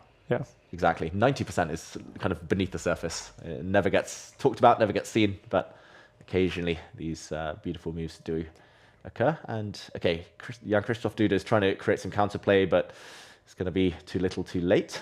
The white bishop now. Is there any drawing conditions for black? Like if it's rook and bishop versus the rook, is that a draw on paper? On paper, it's a draw. Yeah. In practice, it's very hard, probably. Yeah. Very hard, especially under 1 minute. I think even with 1 hour, a lot of top grandmasters have lost that one. So young Christoph Duda, he would love to trade off his 3 for white's 2. But yeah, the problem is white's pawn is so far ahead in this race. Magnus, he's going to check. He's going to put his pawn 1 square forward. He's going to support his pawn with the bishop, move the rook out the way, and that's going to cost black his rook step by step. Yeah, look at young Christoph Duda. That is not a happy face. 40 seconds left on his clock. Magnus is massively better. He's fighting to go up to 6 out of 6 here in game week 7. So is Jan Nepomniachtchi. He's playing against Sina Movahed in round 6. And Sina is better in that game. All right, maybe we will see another game between Magnus Carlsen and Sina Movahed in the next round. But first, of course, you have to get the ball into the net. Will it be a victory for Magnus here in round 6? Yeah, he's trying to dodge the checks. If the rook continue checking, the white king will zigzag its way towards that rook. And Duda does look almost resigned to his fate here. 12 seconds on the clock. The clock goes red. It's not going to save him. The white rook just needs one more move to get out of the way, and a new queen will be born. This is game over. Duda's about to click the resign button. There we go. Magnus on 6 out of 6. Look at that. Magnus Carlsen is on a roll today. He's on fire. Having a kid hasn't slowed him down. He's still sleeping well. He is playing fantastic chess. He's on 6 out of 6, you guys. Another win, and this time against Grandmaster Jan Christoph Duda with a red clock. These two players are also on a perfect score heading into round 6. It's Jan Nepomniachtchi, who scored a 2nd place last week against Sina Movahed. Oh! And we're jumping into a critical moment. Yeah, he might have seen 2 moves ahead here. Sina Movahed. He's given a check, and now he's going behind the pawn. And look at that. The pawn has been stopped, and now it's time. You have to push. You need to clear the white pawns out of the way. There we go. The only winning move. And fist pump from him already, even though the game's still going. He's going to push this pawn, then this pawn. He's got an overwhelming majority here. Nepomniachtchi's just giving some checks, but it's going to achieve nothing. He's got to push those pawns now. Clear the way, and it's this A pawn on the dart square that's going to promote. Or maybe now the B pawn. Wow. He can even take this one now. The white bishop cannot take back because the black pawn would have run through. Beautiful technique. Wow, huge trouble for Jan Nepomniachtchi. 20 seconds. Sina Movahed, though, only 15 seconds. But that's it. That is the clincher. Rook takes bishop. The rook's going to move out the way. A new queen will be born, but Nepo's not going to try and play this on much longer. Surely. 10 seconds is enough to deliver mate with the queen. The classic. The ladder mate, rook before the queen. This is tried and tested all in strategy. Movahed also up to 6 points. Yeah, we are hoping for the rematch, right? Wow. Game on? Yeah. Game on. It's a win for Sina Movahed. Wow, this young grandmaster is just moving ahead in Title Tuesday. Some amazing results, and he's now on a perfect 7 out of 7. He beats the former challenger to the World Championship, Jan Nepomniachtchi. A loss here for Jan. And he doesn't look happy. What a game. What a result for Sina. Move ahead. 3 players. Let's see. Okay, the results not updated, but Magnus will be on 7 out of 7. Sorry, 6 out of 6. That is correct. Sina move ahead on 6 out of 6. And then we have a third player on that perfect score. Paravian is also on 6 out of 6. We're hoping for Magnus versus Sina move ahead in the next round. I think it's very likely. If you look at the colors as well, Magnus has just had white, Sina move ahead just had black. So it would make sense if they play against each other. No, Magnus actually plays the second best David in the world, David Paravian. And Sina move ahead plays your favorite, one of your favorite players, Arjun Erigaisi. That's also going to be a good matchup. And, you know, maybe next round, if they both move on through, we'll have the matchup people are hoping for. Exactly. But in the next one, round 7 coming up, Magnus against Paravian. And he has the white pieces here. Magnus Carlsen on a roll, 6 out of 6 in game week 7. Yeah, Magnus gets the white pieces again. And here it's the Queen's Gambit accepted again. Very similar to the opening that Duda played against him until this last move. Black actually trades off a set of pawns, giving White an IQP, an isolated Queen's pawn, which might look weak on paper, but gives White a lot of space to maneuver with. And Magnus is actually even happy to trade Queens. This isn't something I've seen before. This is a bit of an interesting, unique spin on what is a very well-known opening. Magnus takes the Queens off in order to go for quick development. The isolated pawn is weak, but he gets active piece play in return. Anna, unfortunately, the winning streak was over for her in the last round. She lost with the white pieces, but we'll follow her, and let's hope she can get back on that winning streak. Magnus is definitely on a winning streak, 6 out of 6 so far. He is playing a Grandmaster now from Russia, who has 2 points on the Champions Chess Tour standings. He has scored some really, really nice results in the autumn split with a 10th place in game week 1 as one of his top results. Played all title Tuesday. He loves the format, ticking down to 4 minutes on the clock. Yeah, he's one of the most active players on chess.com. He's always online, always playing Blitz, constantly David Paravian. Magnus, in the meantime, I'm pretty sure this is opening prep. He's used some leftover opening prep from some big tournaments. Just the way Magnus is playing, the speed, I don't think he would have gone for this unless he knew that it was quite strong. And bring the bishop out, already some tactics in the air. Black's got a big, big weak spot, Achilles heel, and Magnus is ganging up on it. Is Magnus still working on openings, do you think, together with his coach Peter Heine and team? I don't know how actively, but it's always there in the back of your mind, right? You're always watching. Magnus watches more games than anyone. So he kind of borrows ideas, I think, from all the top players and puts his own spin on them. And yeah, I've talked about openings a lot with Magnus. He's constantly trying to learn more, even if he's not sitting there with a computer for 8 hours a day, like some others do. All right, this is round 7. Can Paravian beat Magnus Carlsen both on 6 out of 6? A winner will be on a perfect score. A draw means they are on 6.5. Paravian, though, playing slowly, ticking down to 3 minutes on the clock. Yeah, I was going to say, one of the main ideas is to put a knight in the center. Maybe the other knight would have been better, because now the white knight in the near future will get access to a central square. This black knight, maybe a bit more passive. That's why the eval bar slightly switched in Magnus's favor there. But ultimately, it's still very, very small advantage. It's hard to go for an attack. That's the issue with queens off the board.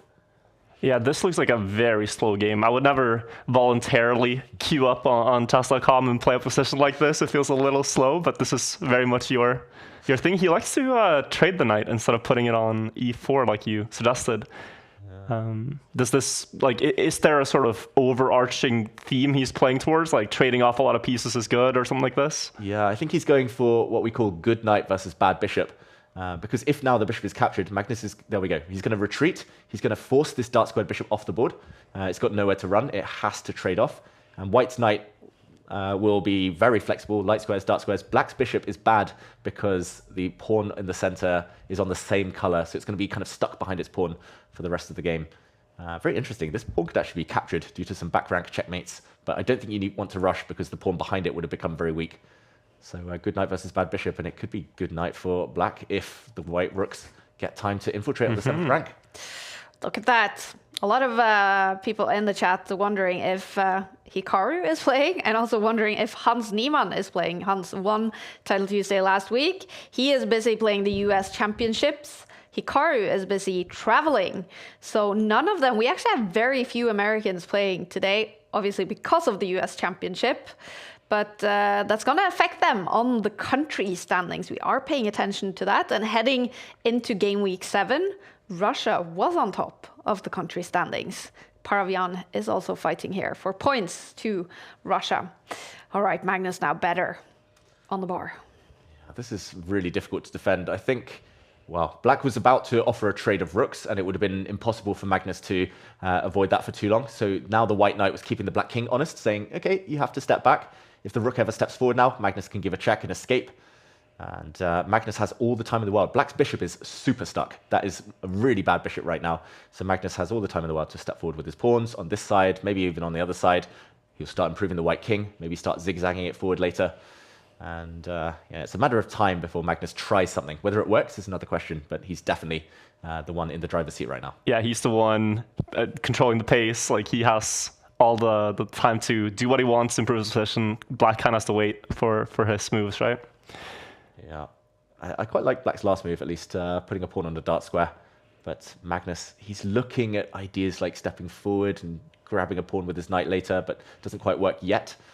He's just inching forward. There are 3 players on the perfect 6. Oh, what's happening here? Ooh, Magnus can play this move now. This is a misstep, I think, because now the Black King is walked into a check. Rook takes pawn will come with a check. The White Rook will drop back. And that would be a winning sequence for Magnus Carlsen. He'd win a pawn.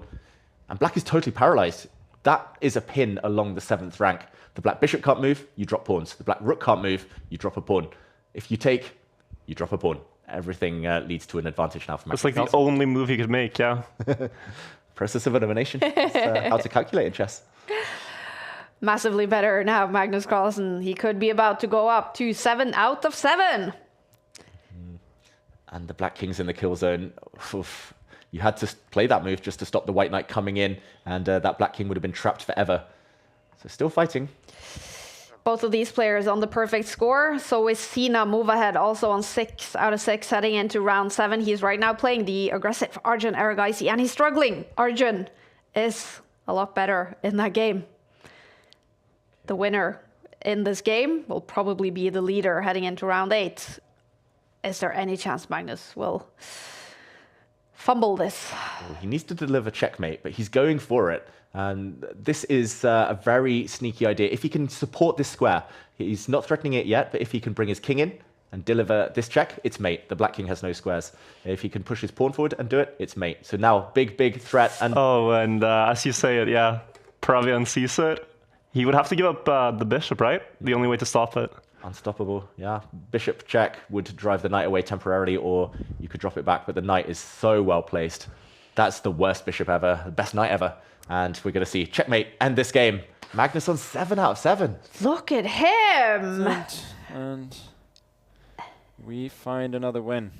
Yes, you do, Magnus. You find another win. 7 out of 7. Incredible from Magnus Carlsen. The results are perfect, David. What can you say about his play as we're heading into this one? Yeah, he's getting better and better, Magnus, every game. He looks more confident now. The first couple of games, there were 2 or 3 shaky moments, but yeah, he looks in top form right now. I must admit, I'm impressed. I was expecting him to maybe be a bit lethargic and still need a bit of time to find his way back in, but yeah. No, he's on fire. Yeah, he is. All right, these two also on fire. Sina move ahead, fighting to join Magnus on 7 out of 7, but struggling against Arjun. Struggling. If we count the pawns, Black has 6, White only has 3, so it's a 3-pawn advantage for Arjun Erigaisi, but the Black King is a bit trapped. That's why he avoided the rook trade. If the rooks had come off, the White Queen might have been able to enter. And now he's building a checkmate attack. That Black King is in a mating net. Watch out if the White Queen can join the rook. It's not over yet. The knight is attacked as well. This is very uncomfortable for Arjun. They say it's easier to attack than defend with no time on the clock. So 3 pawns versus the attack. Not easy to know who's going to come out on top yet. Arjun Erigaisi, the world number 4. It's fantastic to see him play in Title Tuesday. He's only played one so far. This is only the second Title Tuesday in the autumn split. He did score 8 points in game week 4. And now fighting to go up to 6.5 points in round 7. Oh, that was such a key move, by the way. Arjun is going to slowly walk his king over to safety. There was a threat for a moment of queen takes pawn type of ideas and a checkmate from behind, but doesn't quite work. And now the black king is, look, he's pretty much castled. He did it by hand. He walked his king across, rook across. He's giving up some pawns in order to seek safety. But, okay, 26 seconds versus 30. It feels like this is going to be decided on the clock. Oof. This is about to be intense. When they tick under 10 seconds, the clocks turn red. Will we see that happen? Yeah, seen a move ahead. He's started to run out of ammunition here. He's now trading rooks, but a rook trade doesn't help. The black king is very, very safe on this square. And the black queen can defend her bishop now if the knight moves out the way. There we go. Ooh, that's a very interesting deflection tactic. Oh, wow. And, okay, black's only up 2 pawns now. The white pawn in the center, quite close to promotion. This could still turn. 11 seconds, though. The clock does go red. It's seen a move ahead, who's the first to enter time trouble.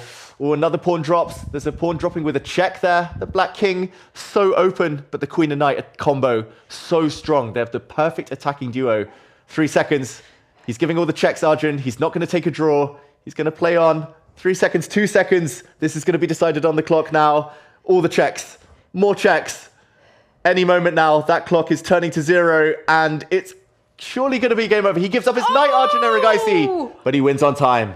Tricky, yeah. Huge stuff. He turns it around in the final move, Sina move ahead, but it's not enough because he loses on time. Arjun Erigaisi takes the full point. Virtual's favorite attacking player. Yeah, I mean, here it was a matter of attacking with the clock, as you pointed out, David. Just making a bunch of unpredictable checks. You can't pre-move, and you just burn time with every move. Whew, that was an intense round 7, and round 8 is starting, you guys. And we will see Arjun Erigaisi against Magnus Carlsen. That's the dream matchup today because Virtual in the beginning, he said, well, Magnus is his favorite player, but he loves the entertainment of watching Arjun Erigaisi. And let's hope for something crazy. I mean, no isolated queen's pawn, no disrespect to that type of game, but I want to see some fireworks. I want to see, you know, sharp stuff, pawn advances on the sides, things like that.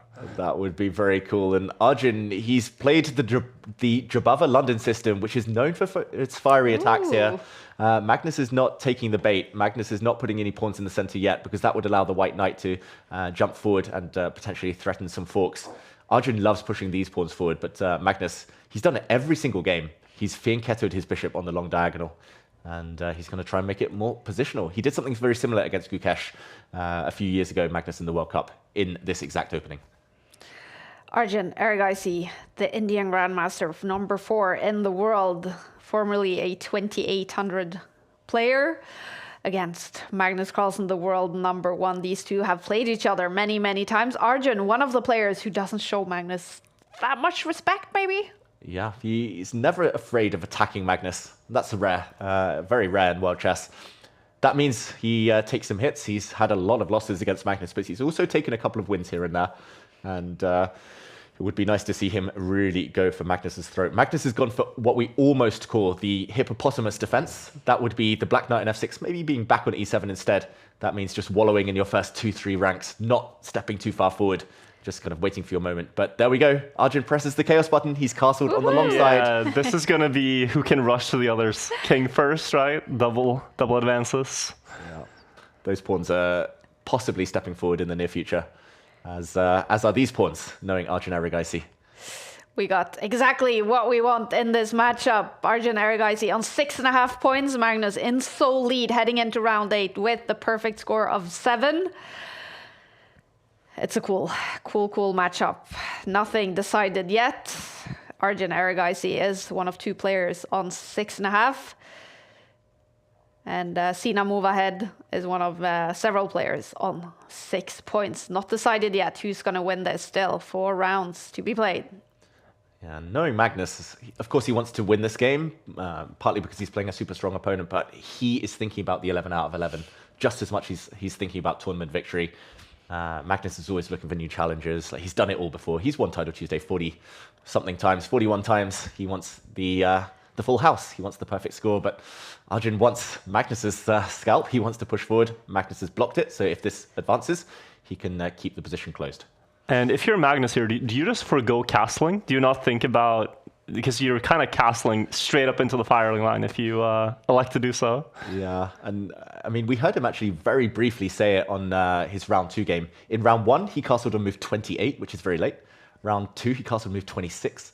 And yeah, castling here would just be disastrous due to this pawn hanging. So maybe, if anything, he's going to castle the other way. But he's keeping his opponent guessing. That's the strategy that Magnus loves. Anna is already in a winning position. Yeah, I've noticed. Round Yeah, 8. she's up a piece in her game, but it is still a little scary. Feels like she opened her position. There's some open F file going on with 2 rooks staring down towards her king, but we'll see how that one develops on the side. Yeah, she won 2 in a row, then she's lost 2 in a row. Can she get back on the winning streak now? Anna Crumling in round 8. All right, Arjun Erigaisi is better on the clock. Magnus ticking under 3 minutes here. So much happening on this board. It's chaos. Yeah, it's a traffic jam. It's really congested. No trades, no pawns, no pieces off this board yet. And Magnus really needs to decide what to do with his king. Wow, he takes that knight off. He's not happy to keep that Fianchetto bishop any longer. His idea is to block the center, or at least it would have been if white hadn't traded off now. And okay, he still does block the center. He's trying to cut the board in half. He's saying, okay, I've closed the flank, the center, and the right side, the king side here that you want to attack on. Now I'm going to attack your king. This will be his next move. Now it looks very strong for white to prevent castling queenside, like locking black's king in either the middle or the very dangerous right side of the board. Is that something you would consider? Bishop to c7. Ooh, I like it. Yeah, you're going to win this tournament you're playing, by the way. I can feel it. That's a very interesting move. I guess for now that wouldn't come with a threat, so black could maybe nudge the bishop, but definitely, I mean, he's setting it up, right? He's saying that's unattractive anyway because it's on an open flank, and this is a really nasty threat, almost trapping the black queen, and at least preventing castling from this side. Not that Magnus wanted to anyway. And okay, he says he's not going to castle at all on that flank, Magnus Carlsen. Watch out, big threat, rook takes knight, a very thematic sacrifice. This appears in all sorts of openings, just destroying the king's shelter. Rook for knight is not a big material investment. That would be a huge way to set up an attack for Magnus. So Arjun will dodge that, most likely protecting or moving his knight. Virtual thinking like Arjun Erigaisi. Do you have the same style as what's your chess style, would you say? Everyone wants to be like the I'm playing brilliant moves and sacrificing a lot. It just typically I have like one brilliant idea, but I never see the follow-up is what I want to say. So it's not very brilliant. It's like I might play a sacrifice, but then lose horrendously after not succeeding with the attack.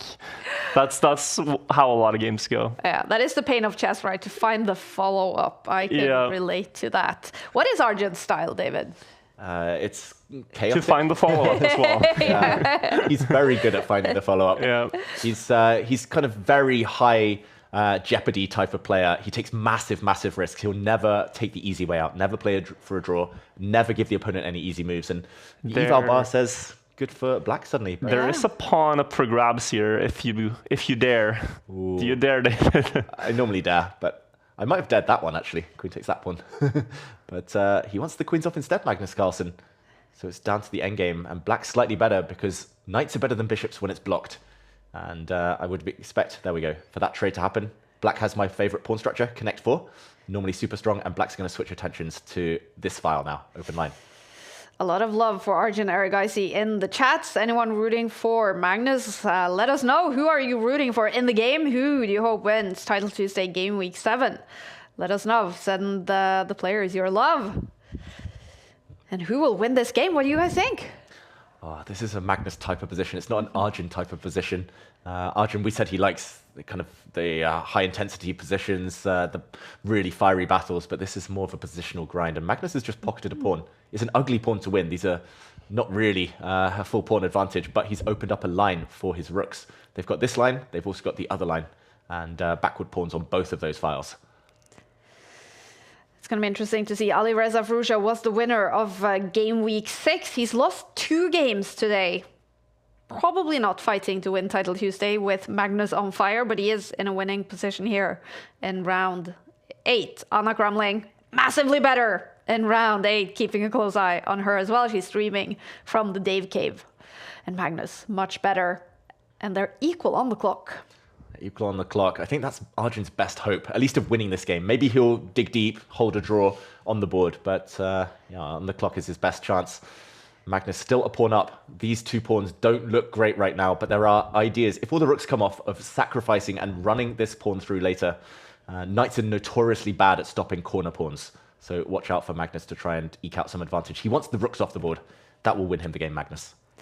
Arjen does also have potential for a pass pawn on the left side with a trade there, but it's flipping back and forth here, David. What's happening? Tell us. Yeah, I'm confused why it's so much better for black. You can flick in a nice check there. He wants to go for this pawn instead. I think Magnus should have actually retreated his own knight. Now it's back to level material. That was not a good idea for Magnus. He needed to just step his knight back, defend the pawn in the corner. He was still a pawn up for nothing. Instead, it's level, and Magnus might be bailing out now. That black knight is trapped if you don't give a draw. Ooh, okay, the white king didn't go to the square, I expected it. Now it's actually caught in 2 minds. Now the black knight is coming back. Ooh, and this pawn's dropping. Among other things, the rook comes in instead. Magnus, look how active his pieces are. Every time I start to doubt him, he maneuvers so well in the endgame. That pawn stepping forward. The white knight is actually about to be kicked off its nice perch. Magnus is better. Almost winning according to the eval bar. Just needs to dodge the checks. Incredible play by Magnus Carlsen. He's fighting to go up to 8 out of 8. Massively better against world number 4 Arjun Erigaisi. Clocks are ticking though. Will this be a time scramble eventually? Yeah, the time scramble started. Magnus has started pre-moving. That knight is almost trapped though. There's a rook check. That's looking very tasty right now. Kicking the white king back. Is he going to go hunting for the white knight now? Yes, he is. That white knight's been kicked away. There's a clear path forward for the f-pawn as well. That's going to cost white a piece. He's got to take it before it's too late. And Magnus, it's all about the clock. 15 seconds. He's 2 pawns up. He's totally winning on the board.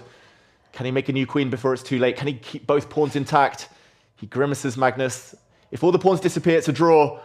And it's a red clock for Magnus Carlsen. Look how calm Arjun Erigaisi is. Can he take Magnus on the clock? The knight dropped. Arjun pre-moved. He lost his knight. And now he can take the rook. Magnus is going to deliver checkmate with just a few seconds left. He leans back. Magnus takes the win. These games are some grinds. Some grinds. Wow, that was an intense finish. Magnus Carlsen wins on the board, but only 8 seconds on the clock. He was a little bit stressed in the end there. He was not super comfortable, I think. If Arjun hadn't blundered his knight, I think Arjun might have taken that on the clock, or at least saved it. That would have been very close, but he hung his knight, hung his rook. Magnus too good. Magnus too good. Magnus 8 out of 8. I mean, what do you think of Magnus today, Virtual? It's shaping up. I mean, people have doubted, is he going to be low on sleep? Is he going to be tired with all going on in his life? But he's looking very, very solid. And, the games are scrambles, but he seems to be in control of most of them. And, yeah, winning on the clock. Incredible stuff. Magnus in sole lead with 8 points. We have 5 players on 7 and a bunch of players on 6.5 with only 9, 10, 11 to go, 3 rounds to go. Is there anyone who can catch up with Magnus, do you think, David? He's played most of his, at least on paper, his toughest rivals. He's played Duda, he's played Arjun Erigaisi. The bunch on 7 points, they're very strong Grandmasters. I mean, Renato Terry's an IM. But, yeah, I mean, Magnus is the favorite by a distance against all of them. So 11 out of 11, it's not unthinkable. It's unlikely he plays Faruja. It's unlikely he plays some of the other top seeds. Nepo's dropped out now from the top. Magnus, 11. Wow. All right, Magnus Carlsen, he's on fire today. Will he win Game Week 7? Will he score 11 out of 11? Here we go.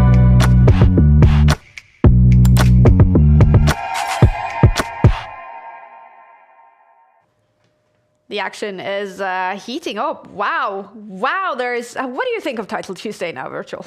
I mean, it says on the door when you walk into this office that chess is the best sport that you probably haven't heard of yet. Something along those lines. Yeah. And truly, I mean, I think if more people, even regular people that aren't chess enthusiasts already, if they watch this and see the intensity, they wouldn't see chess as this slow game where two old gentlemen play and sit for hours. Like, it's really modernized with the times, and it's become a fully fledged sport, or esport if you want to call it that, where it's really, really tons of competition to watch. I love it. I agree. I mean, this is intense. That's the one word to call Title Tuesday, the Premier League of chess. We've seen a lot of really, really good games in the last few rounds. Let's look at one of them in today's action replay. It's this one. This was round 7, Magnus with the white pieces against Parvian, a strong Grandmaster. What happened in this game, David? Yeah, it was just positional domination. The good knight versus the bad bishop. The white rook, super strong on the 7th rank. We call it 7th heaven in chess, when you can just start snacking on all the opponent's pawns, paralyzing the opponent's pieces. The king, better than the black king. This is Magnus. He said it later about another game. This is in grind mode. It's not easy, it's step by step, small victories. First you win a pawn, then you improve your king, then you push your pass pawn. He ended up delivering checkmate to this black king on the edge of the board in really instructive fashion, showing how to combine a rook and a knight, how to coordinate those pieces as the enemy black pieces went off on a limb in a second. They got a bit distracted. This was just really classy. I think most Grandmasters aren't capable of winning these top games against super strong players. Magnus, he does this day in, day out. He does. That was another win for Magnus. We find another win. Another. He's found 8 of them so far. Magnus on a perfect 8 out of 8 score, playing big chess today, but dropping on the Take YouTube channel later today is Magnus playing very tiny chess. So this is how we should shake hands. Okay, shake it. I decided to start with e4, and Magnus replied by trolling me. I think I should move something on the side. That's easier. Oh no. You have to queen the best. That's fine, that's fine. Maybe my position first, no? Well, your position is totally messed up now. That's fine, right? I bring my knight out. We start developing pieces. I am not confident at all that I'll be physically able to make this move. Now I'm just messing up. This is the worst idea we've ever had here. It's fun. It's frustrating as well. That's a sneak peek of tiny chess dropping later. Was it frustrating, David? It was really frustrating, but I genuinely think that's one of my best chances of beating him. And no spoilers about the result, but it was a lot of fun, and we both really wanted to win. Like, even Magnus knocking all the pieces, he still wanted to take me down. 100%. I can confirm that there wasn't competition in that room. Now, virtual. So here we see online blitz chess. We see a lot of over-the-board classical chess. This was super tiny chess. Then there's hand and brain type of chess. There's so many variants of chess. Do you have a favorite?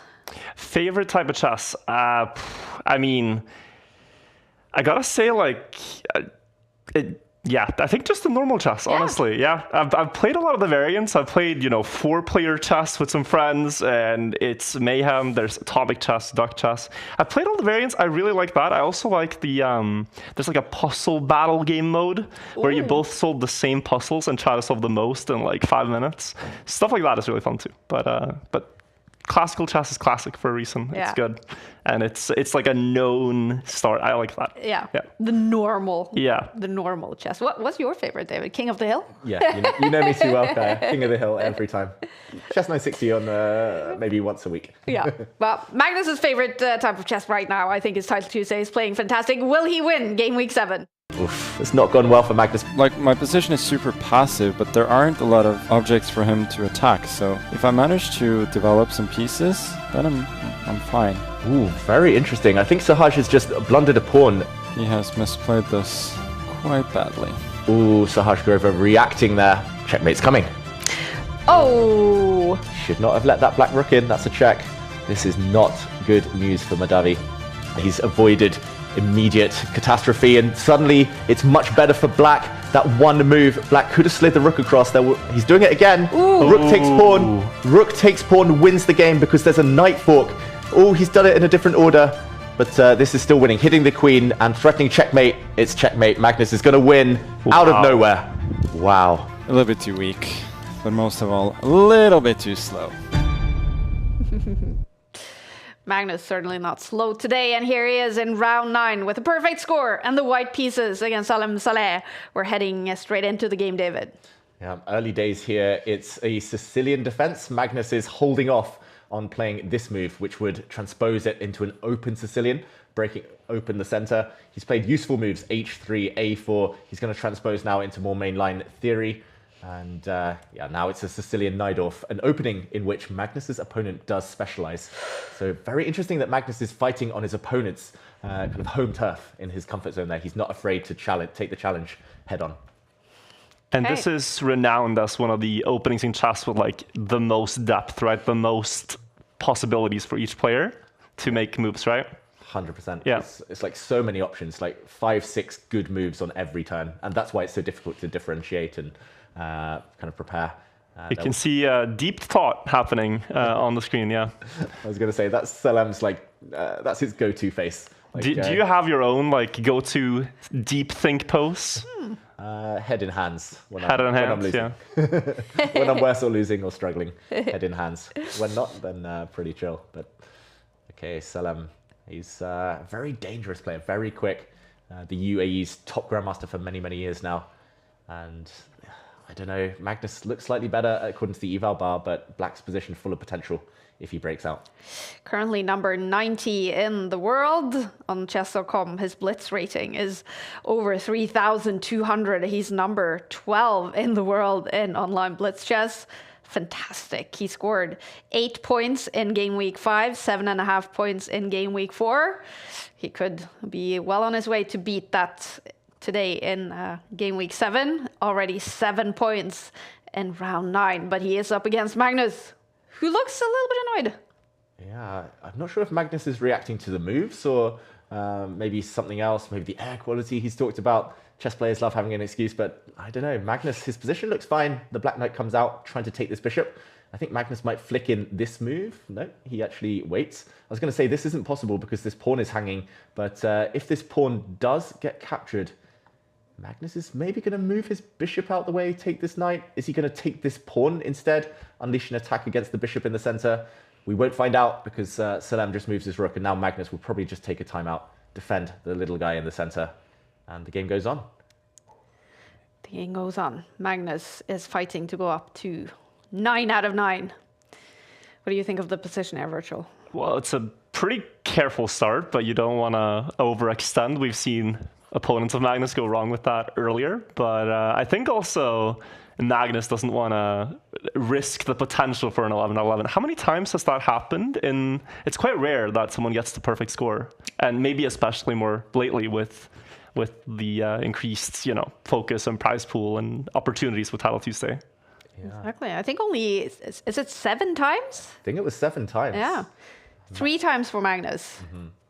2 times for Hikaru, 1 time for Liam Le, 1 time for Jose Martinez, that Magnus beat in the Speed Chess Championship last night. Just yesterday, Yeah. exactly. And wow, Magnus has put his queen on a bizarre square. I don't know why she's blocking the connection between her 2 rooks. I don't know why she didn't choose a more active square.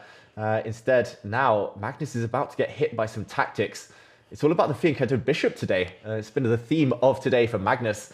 Normally, he's been the one fianchettoing his bishops, but this bishop's about to be cracked open. Not just that, but the queen can step forward in the near future, line up. There might be some tactics in the near future. Magnus is now offering to sacrifice this pawn in the center. He might even sacrifice his rook for that bishop if it lands.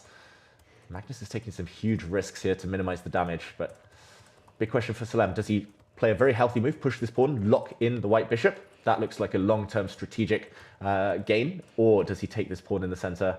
And there we go. Wow. He's willing to sacrifice. He's feeling so much like pressure building up that he just wants to get rid of it. So he respects these bishops so much does, yeah. on the long diagonals. What? And not take him?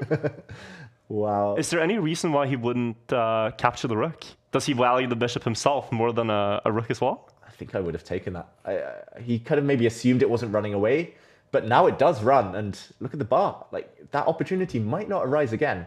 He should have taken it while keeping his pawn on this square, not advancing it, because now the light squares would be weak. I can understand why he wants to keep the bishop to protect the light squares. But earlier, with the pawn back, covering those light squares, I think it was just a material game. Eval bar said, good for black. Normally, if your opponent offers you something, the acid test, like the critical move, is to take it. I'm as shocked as you are there, Virtual. Yeah, no, that is perplexing to me, but I do not dare to say I understand the way they're thinking, so... And I will mention that Salem, I've played him a few times, both online and over the board. He is normally the one sacrificing. So maybe if someone sacrifices against him, he feels it's a badge of honor not to take the material. But now he's regretting it, potentially, because the white rook is actually a decent attacker and defender, and that's a very juicy light square diagonal. If you could rearrange the white bishop and queen the other way around, then we might see some checkmating ideas in the future. Cool game. Magnus fighting to go up to 9 out of 9. Salem fighting to win Title Tuesday. He's on 7 points heading into this game. Yeah, this is very tricky, very tough to understand. This is the type of position where you need 2 hours to get into the to get proper understanding, but he only has under 2 minutes. Slightly better for black, but again, if white gets 2 more moves, if white can land the queen on this square now, already threatening checkmate, the white rook will join the party, and this could turn. So it's a critical moment for Salem. So is that what Salem is looking at now, how we can avoid Magnus's queen ending up there? Yeah, I think I would take preemptive measures. I'd probably just bring my rook up to cover that square.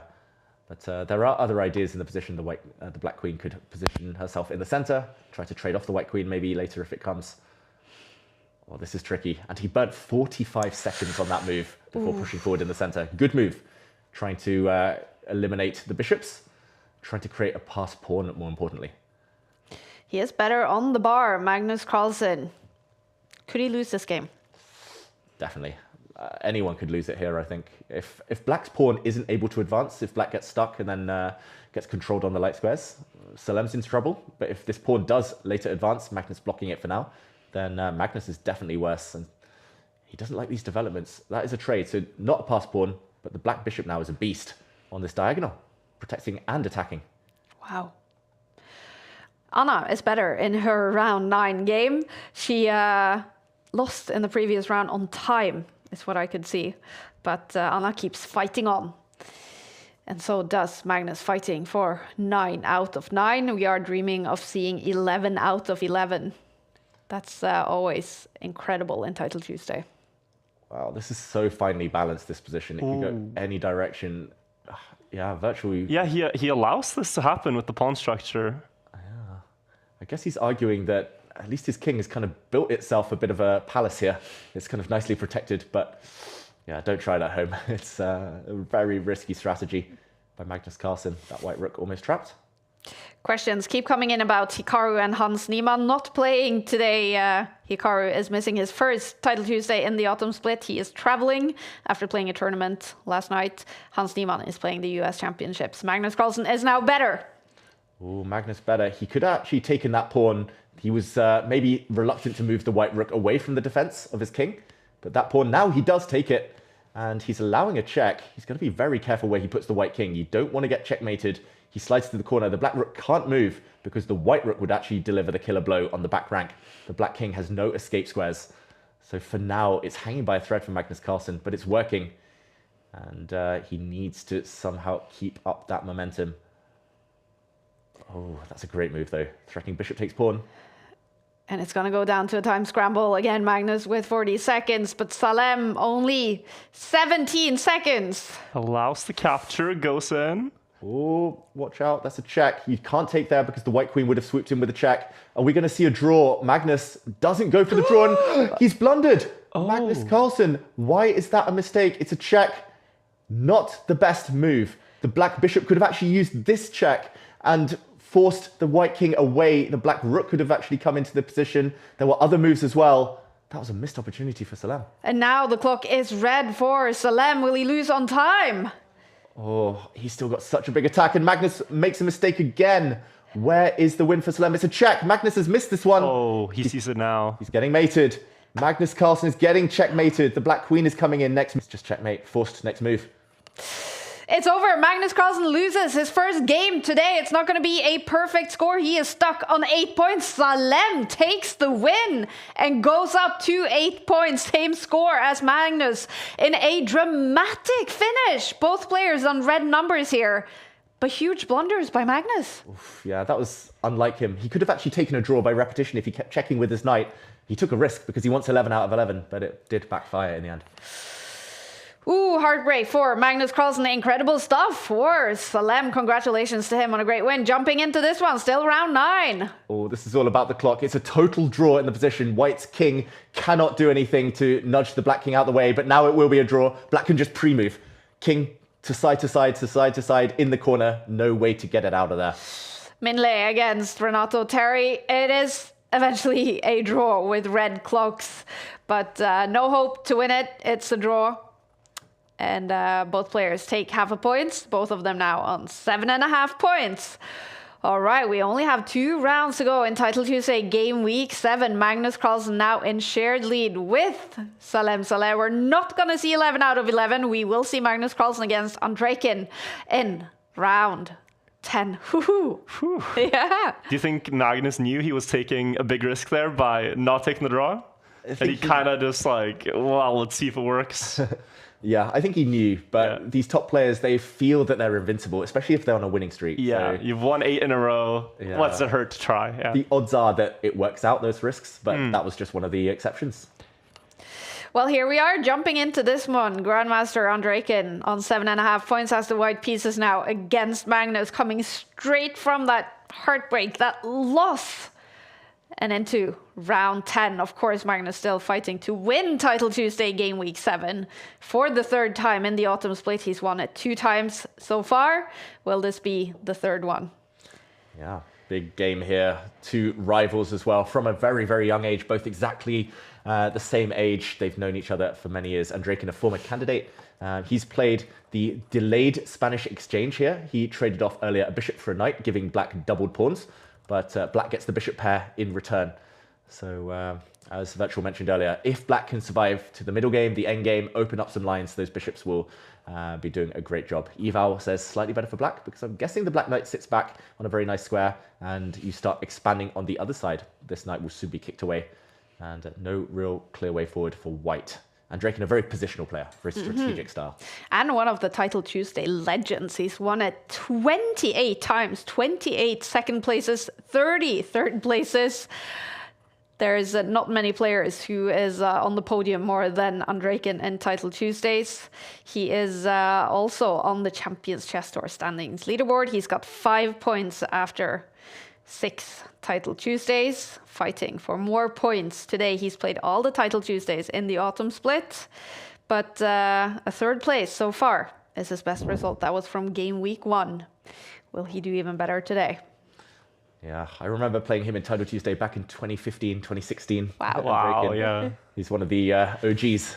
But this game, I said he was playing very positionally. Pawn to g4 signals intent.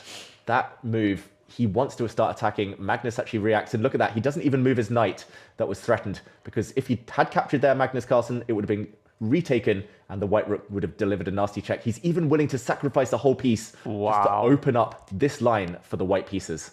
This is sharp. This is really sharp. These are the game style we were hoping to see. Yeah. Just leaving the knight hanging for like 3 moves in a row, and neither side wants to do anything about it.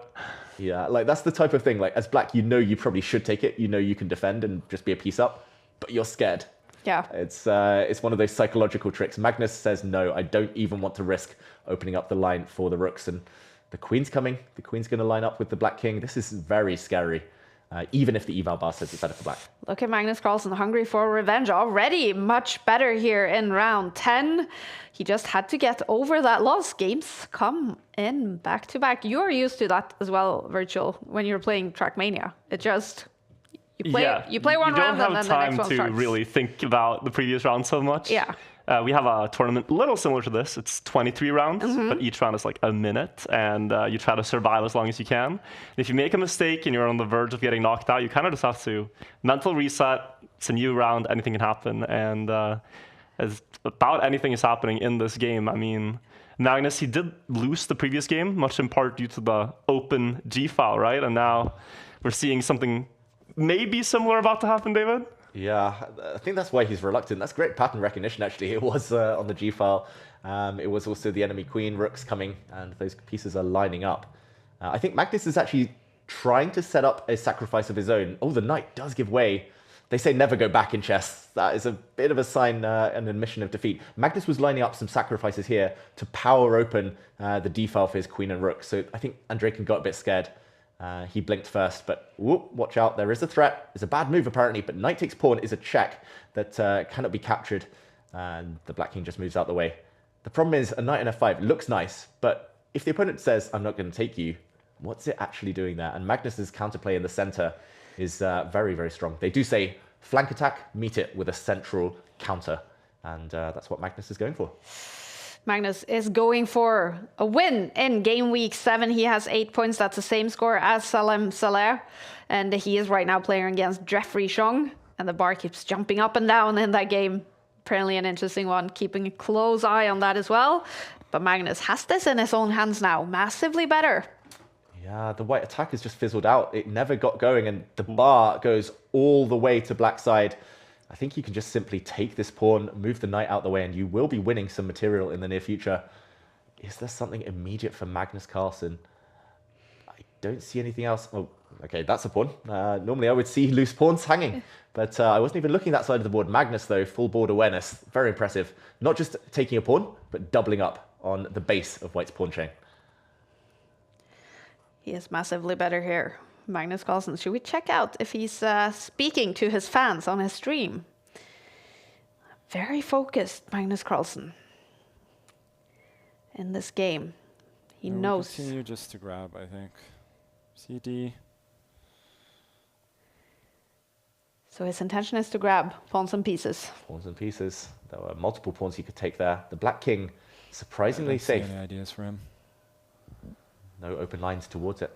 And if you're white here, you're just begging, like, please take something. Open one line, Magnus. Give me some avenue. But he's just going to leave all that and work with the pawn in the middle, right? Yeah, that's enough. That's so annoying. Yeah, like, come on, give me a chance, you know? It's just like, no.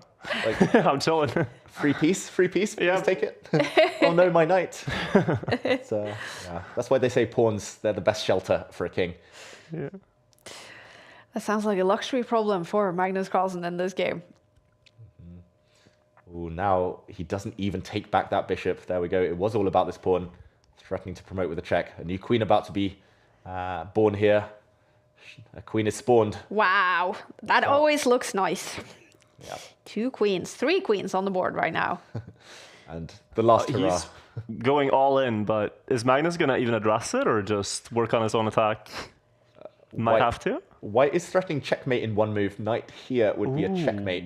That's a weird pattern. I've never seen that one before. But so Magnus does address it.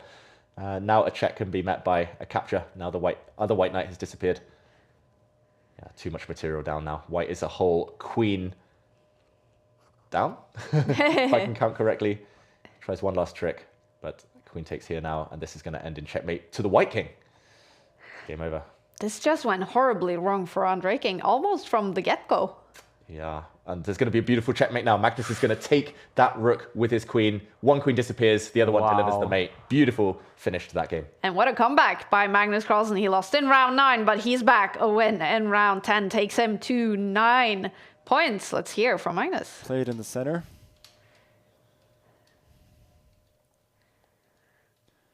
And what can I say? His attack just doesn't work. I guess that sums it up. Magnus's play, though, that definitely works. Here is another important game. It's Salem Saleh, who is also on 8 points, heading into round 10. And he's struggling against Jeffrey Chong. Yeah, this is big, big trouble. The black rooks, look at them, they're teaming up. The black queen as well, poised nearby. It's looking very bad on the second rank, but is there a killer move here? Black's material up, so black doesn't even need to deliver checkmate. He's up, rook for knight. But yeah, it feels like there's something in the air. The knight currently covering this pawn and attacking the rook. He ignores it. He's teaming up now. Triple attack on this G-pawn. Looking good. Jeffrey Zhang so close to winning this game now. And if that is the result, Magnus Carlsen will be in sole lead heading into the final 11th round in Title Tuesday Game Week 7. Only 35 seconds left for Salem Saleh to save this game. I don't see it. I think you want to step this pawn forward, but there is the idea of rook takes pawn, and the black queen would actually be able to deliver a killer blow. Now you can even take this one with your rook. Do you want to, though? Okay, he just saves his other rook instead. Still winning, Jeffrey Zhang. He's using the clock now. He doesn't need to deliver checkmate. He can even push pawns on the other side of the board in the near future. The queen gets kicked back. 40 seconds against 20 seconds. He does not look happy, Salem Saleh. He must have been... Ooh. Wait, why would he give up his queen? Now white can force a draw. White has a perpetual check, immediately forcing the draw. Jeffrey Zhang choked there. He got super nervous. And Salem, that is a real lifeline. The black king can't escape. Wow. He gets lucky. Miracle. A miracle save by Salem Saleh. Well, he beats Magnus Carlsen in round 9. He has a little bit of a miracle draw in round 10, but that takes him to 8.5 points and still hopes of winning Title Tuesday Game Week 7. All right. If we're talking like football analogies, like scoring a goal, was that like missing about an open net, or what would you equate it to? Yeah, it's like the perfect play. Like you pass through the lines, you dribble, you nutmeg your opponent, go round the goalie, like you said, 1 yard from the finishing line. And he had 20 seconds extra and extra material and a mating attack, and he didn't win. That is, yeah, we've all been there, but it's heartbreaking. It is heartbreaking. That means Salem is stuck on 8, well, he goes to 8.5 points with that draw. Half a point behind Magnus Carlsen with one more round to be played. Who will we see in that final round? Probably then Magnus against Min Le. Yeah, he's played the other two. Yeah. 8.5. Min Le yesterday also played the Speed Chess Championship, but lost by a landslide to Alireza Firouzja, was crushed in that match. So not in the best of form, but today has upped his game. He's a very speedy, tricky player. Nearly called him a spicky player. Speedy and tricky. Maybe that's a new thing for Title Tuesday, spicky. Exactly. To be a spicky player. Well, that's going to be such an important matchup because if Min Le wins it, then he wins probably Title Tuesday Game Week 7. If Magnus Carlsen has a draw, well, it's looking good for him to win it. And there we have it. On paper, it's going to be Magnus versus Min Le in the final round 11. Alireza Firouzja has fought his way back up the standings. He is on 8 points. And here we go. This is round 11. Magnus with the white pieces. If he wins this, he wins Game Week 7. Okay, and Magnus goes for the 4 knights defense. That normally means you want to play it a bit safe. Normally, you only go for this opening if you're happy to kind of have a draw in hand. You want the escape, you want the bailout, just in case for later. Here we go, yeah. Magnus Carlsen with less than 5 minutes on the clock now. They have 5 minutes, no increment in Title Tuesdays. Min Le is here to stop Magnus in round 11. Whew. All right, do you think Magnus would take it now? I kind of do, yeah. And I'm also curious about, the implications, whether Min Le has won one or several Title Tuesdays. That is something we can check the statistics on. But as David says, they are playing really quickly and into what, to my eyes, look like a draw. So not something too terribly exciting here. And then you have to look at the tie breaks, whether or not the tie breaks favor Magnus. He has beaten the others on the top, if that's something that is counted. But yeah, has Min Le won a Title Tuesday before? I think he has. Something we... I've seen him win many games against strong players, so I wouldn't be surprised if he has in the past. I think he won one of the final Title Tuesdays before we revamped it, before we started these splits and made it into the Premier League of chess. Min Le, he's very, very quick and tricky. But this is definitely Magnus, I think, playing on the tie breaks, like you said. A bit of a lottery because it depends on your previous opponent's scores. So you might have a lead in the tie breaks, but then all of your previous opponents from the past 10 rounds lose all their last rounds, and your tie break could be ruined. But this is Magnus trying to trade off all the rooks, trying to go down to an opposite color Bisping game.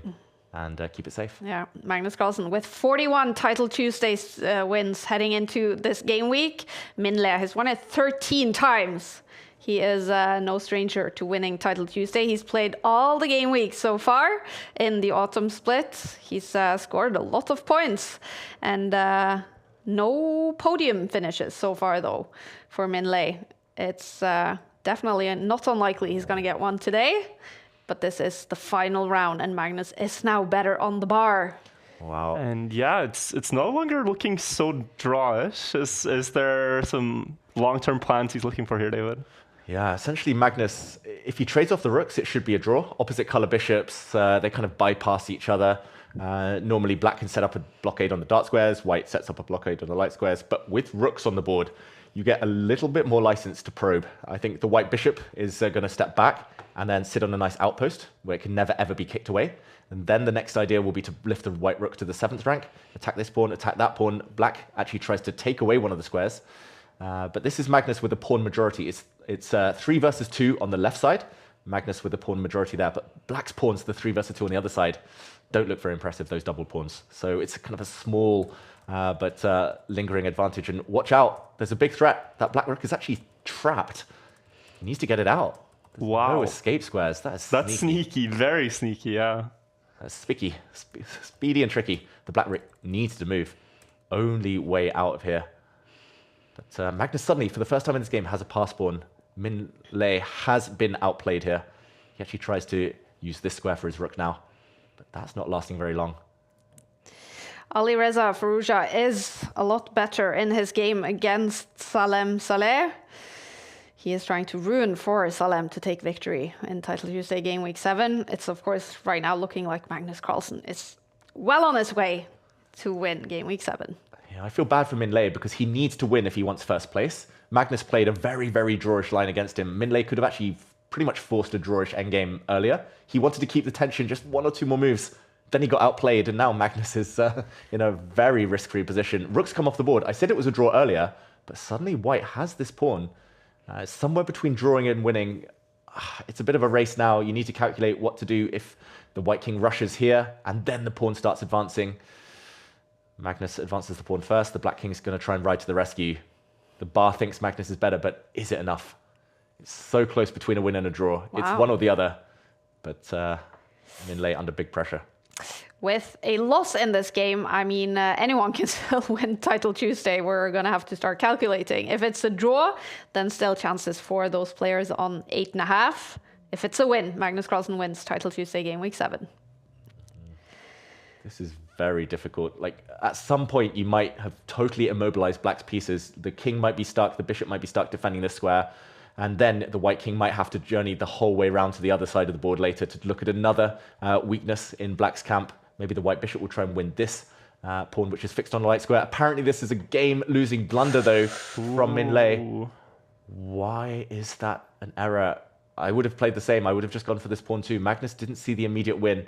I think it was actually a check, forcing the king to pick a side, and then the white king goes the opposite direction to the black king. And again, a blunder from Min Le. Where is the knockout blow now? Magnus frowns. Is it just pushing this pawn forward, fixing this little guy on a light square? There we go. Magnus plays it, and it works this time.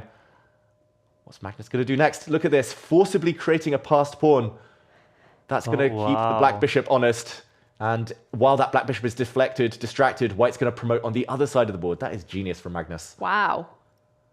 Now he's going to take this pawn. He's going to go back, and the c pawn promotes on a light square. The black king will not be able to hold it. Wow, that is genius. The white bishop is going to stop the black pawns, by the way, on light squares in the meantime. Easy to blockade those ones. So even if that black pawn is very far advanced, Magnus is not worried about it. No, the bishop drops back.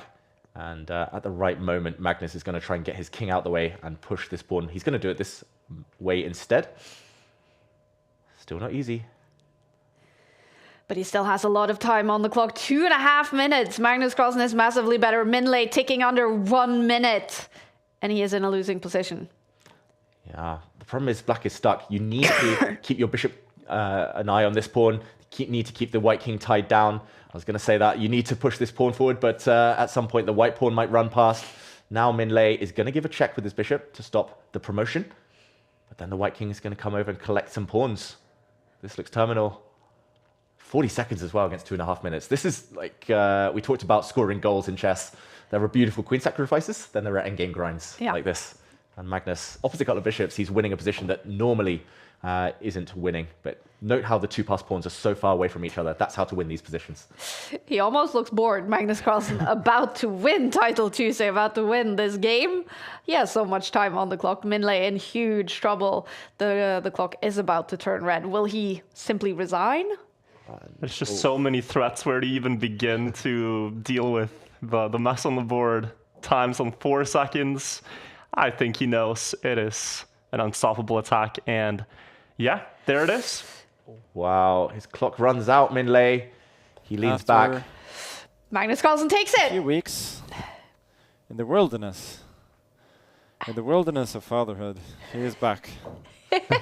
That's beautiful. Tuesday. Congratulations, Magnus Carlsen. After a few weeks in the wilderness of fatherhood, to quote the world #1, he is back. He takes the win in round 11. He takes Title Tuesday Game Week 7. It's his 3rd Title Tuesday win in the autumn split. He is definitely back, and he has played fantastic chess today, David. Yeah, just one small blemish, that loss against Salem, but other than that, almost perfect chess from Magnus. Fantastic endgame play. He mentioned the word grind earlier. A lot of long grinds, outmaneuvering his opponents. But yeah, well deserved. Many congratulations, Daddy Carlsen. Daddy Carlsen is the daddy of chess, as Simon Williams would have said. Look at that score. 10 points for Magnus Carlsen. One little loss was a bump in the road, but no issues. Magnus Carlsen takes the win. Have you been impressed, Virtual? I have been incredibly impressed. I mean, you know he's an endgame grinder when you see the games and you're sat next to experts giving you just the rundown of how he's playing as other experts, but somehow making it look easy to just put them in an impossible situation to solve. It's incredible stuff, and a well-deserved win on his way back from the wilderness. Definitely, exactly. He almost made it look a little easy today, David. He seemed so chill. Yeah, it definitely felt like he had a couple more gears he could have gone up if he really needed to. But I think the only time he was really stressed, Magnus, was that game against Salem, and that's when things got to him, taking risks to try and get 11 out of 11. In the meantime, Anna, is she still playing? Anna is still playing here in round 11, the final round, and the bar is jumping up and down in that one. We hope, of course, to get a comment from Magnus, but can we jump into the game? Here we go. Oh my. Oh, she's winning. She's got a second queen. 5 seconds, though. Oh, she needs to be fast. We are in pre-move territory. Wow. Can't you hold on? Take the rook, take the pawns, get safe. Pre-move, Check, maybe. Take the pawns, you'll be safe. Oh, the opponent slowed down there. She's safe. She's got to give some checks. Keep the rook safe, and she wins on time! For 5 points out of 11, which she is incredibly happy about, I believe. That is a score she chases, so... What a big smile. Yes, what a finish for Anna Kravling in the Dave Cave. She takes the win. Dramatic finish, but the Ice Queen keeps cold. She wins the game. That is cool to see, Virtual. You get proud. Of course.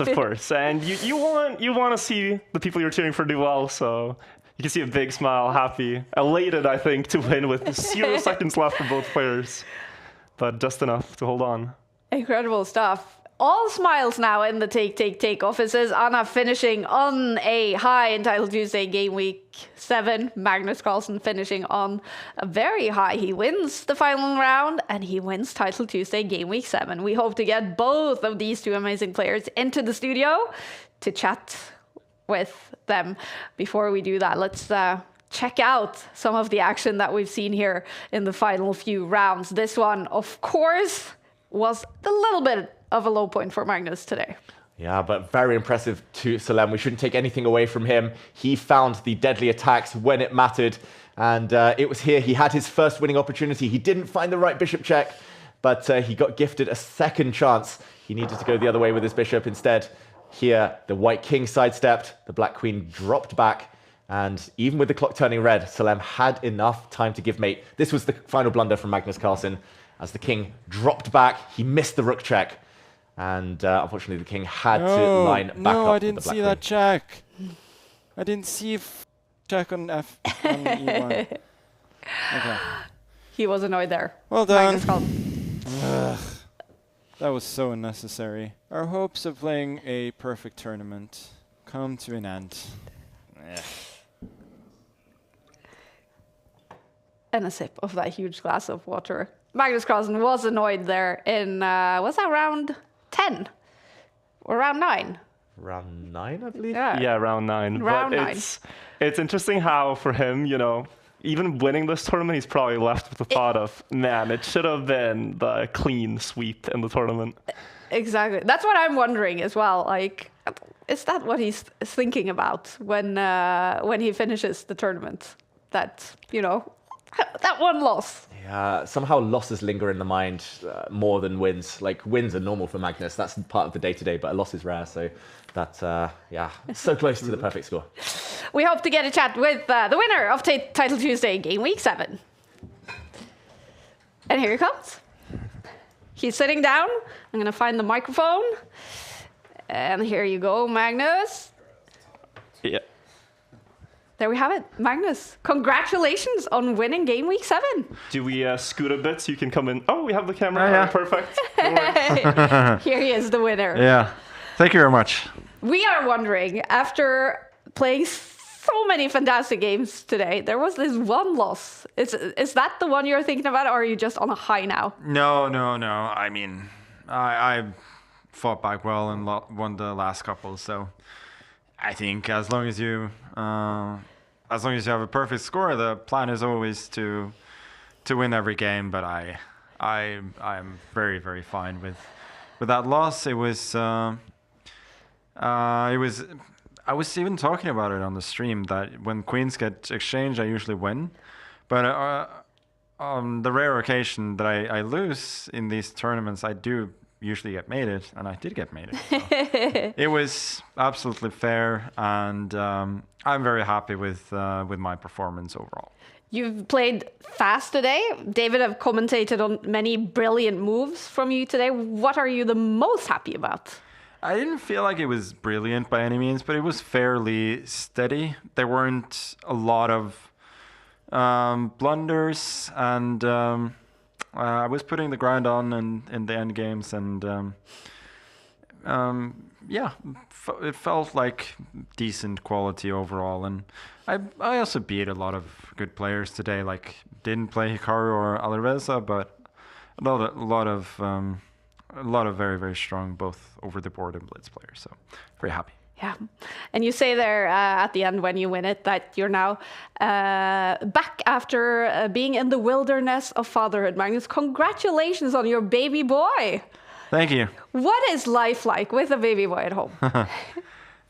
You know, it's different, of course, but I am certainly enjoying every moment of it, and I think we're a very good team, and we're getting good help as well. Yeah. I mean, we got all teary here in the studio when we saw the beautiful picture that Ella posted of you and your baby boy. What is he like?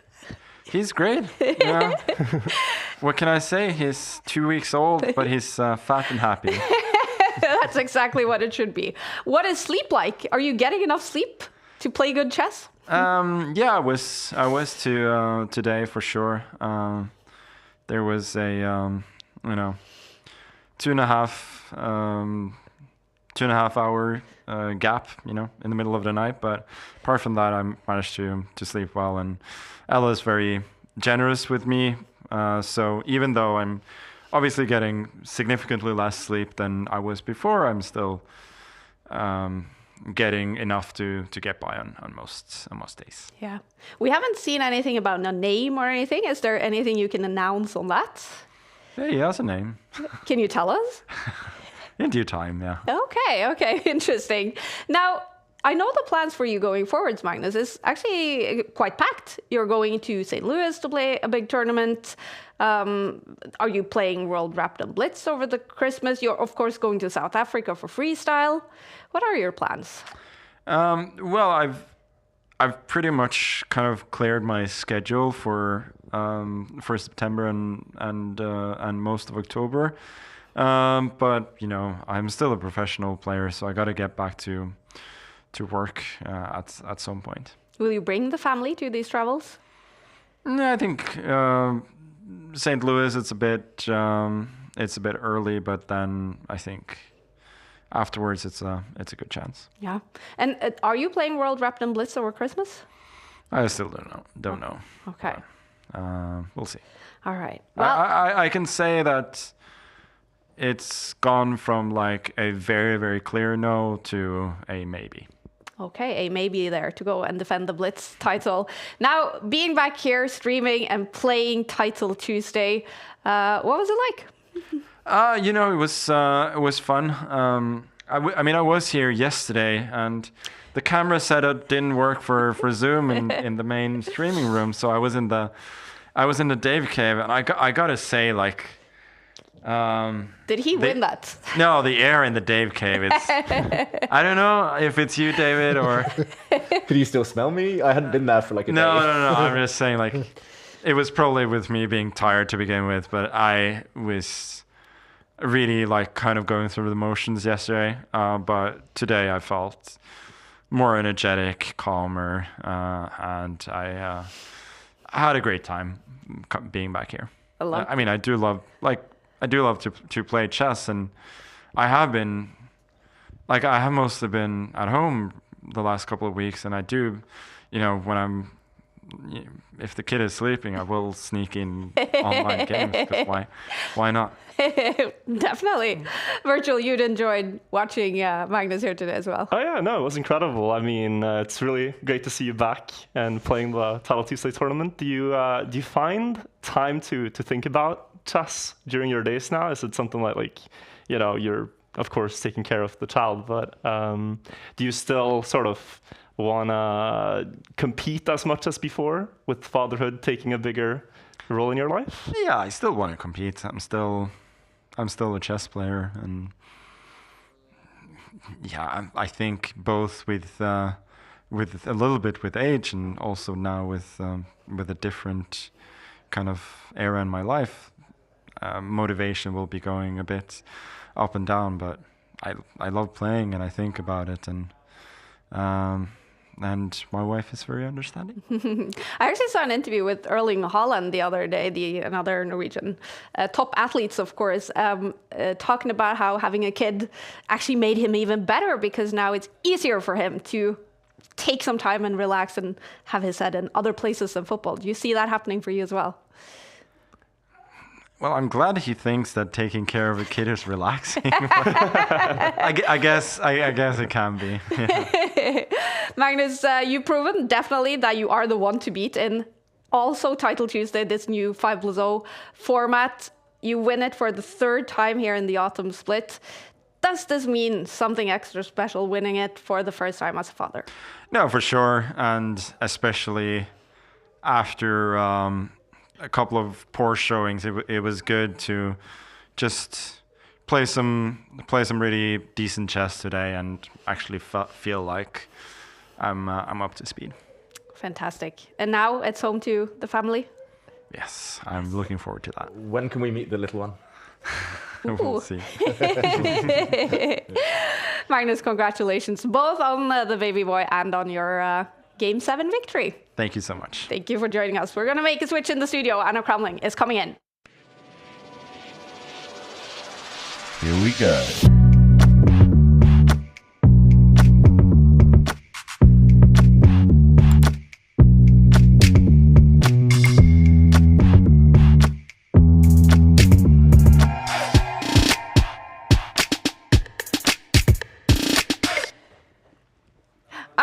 Is here. She finishes on a high in the Dave K. Congratulations. I do. You know, this was a very surreal experience. I completely agree with Magnus saying that in the Dave cave you don't breathe so well. David, what have you done there? The fan had some food on its chest.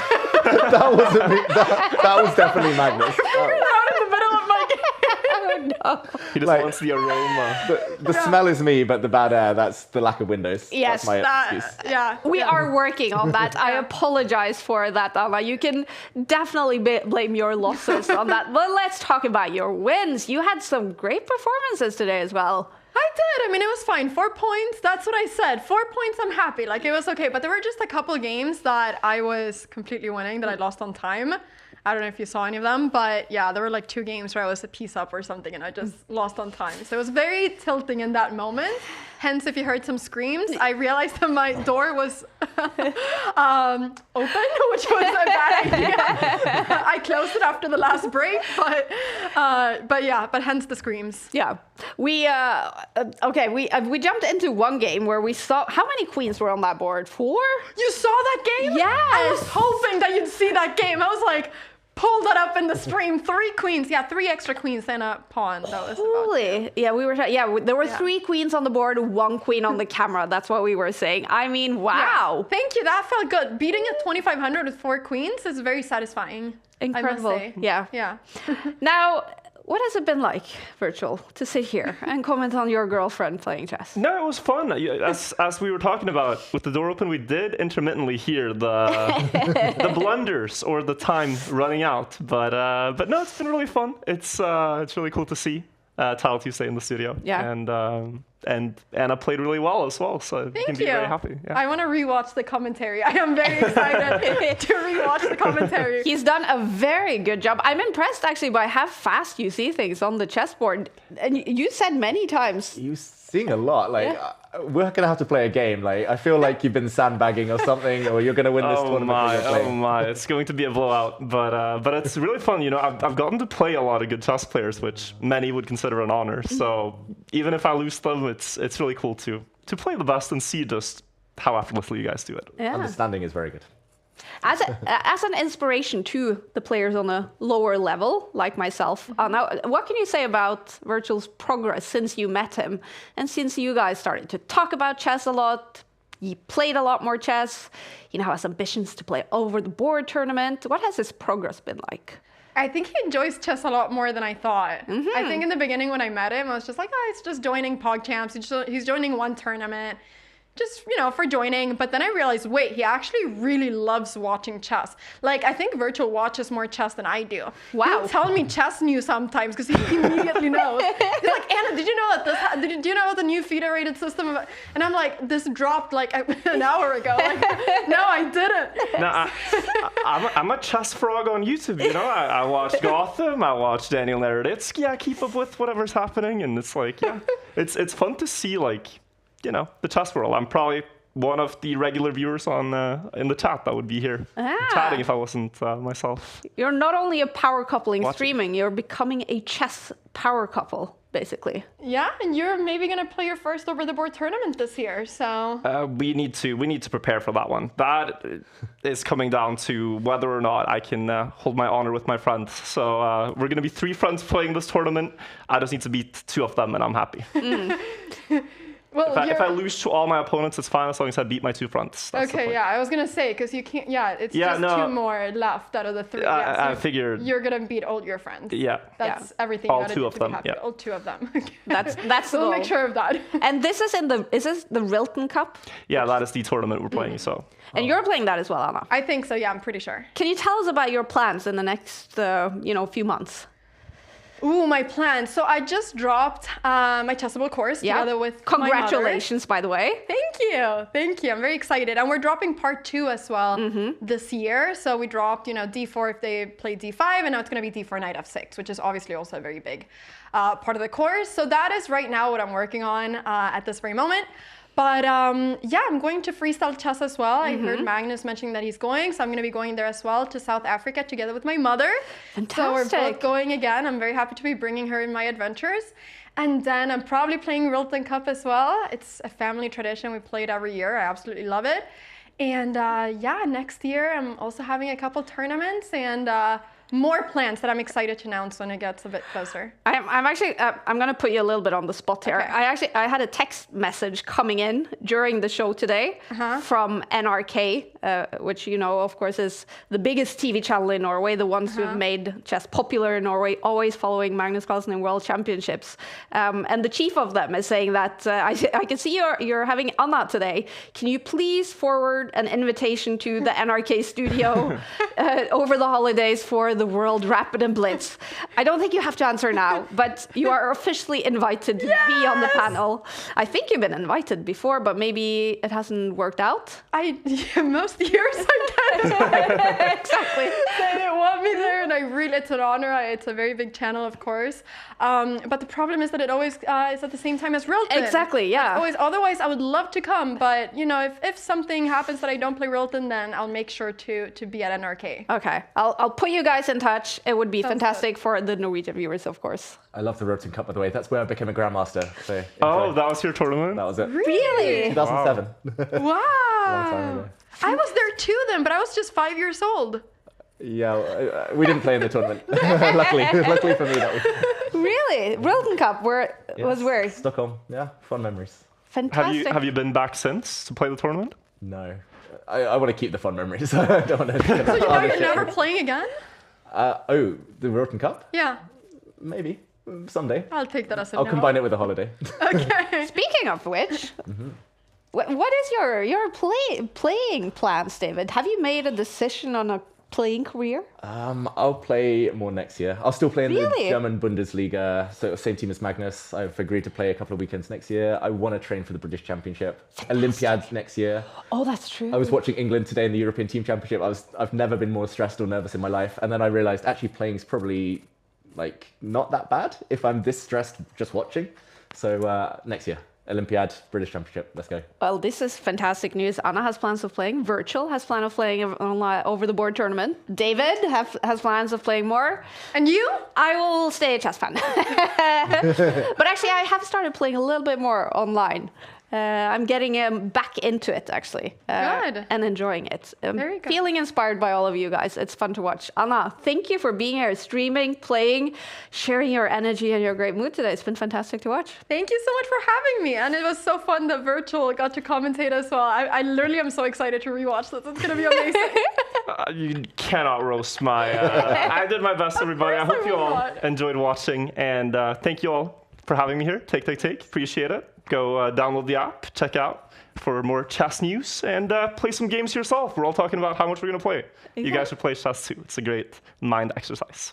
I love it. All right, before we say thank you to all of you, we have to take a look at the Champions Chess Tour standings. We are done with 7 game weeks, and this is the road to the eSports World Cup next year. Magnus Carlsen is on top, scoring 10 points today. He's on 33 points. Ali Reza Frouzja in second with 25 points.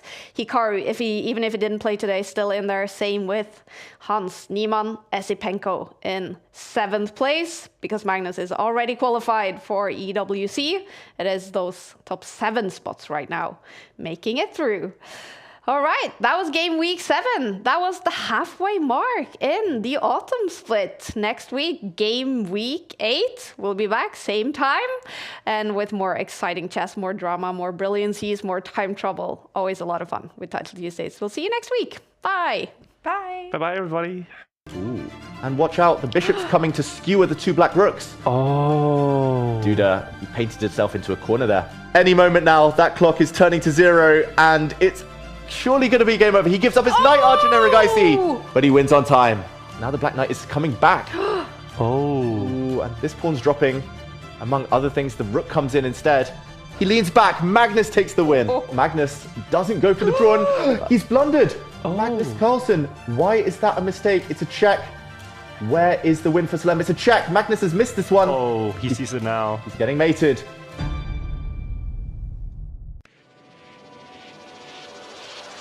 Here we go.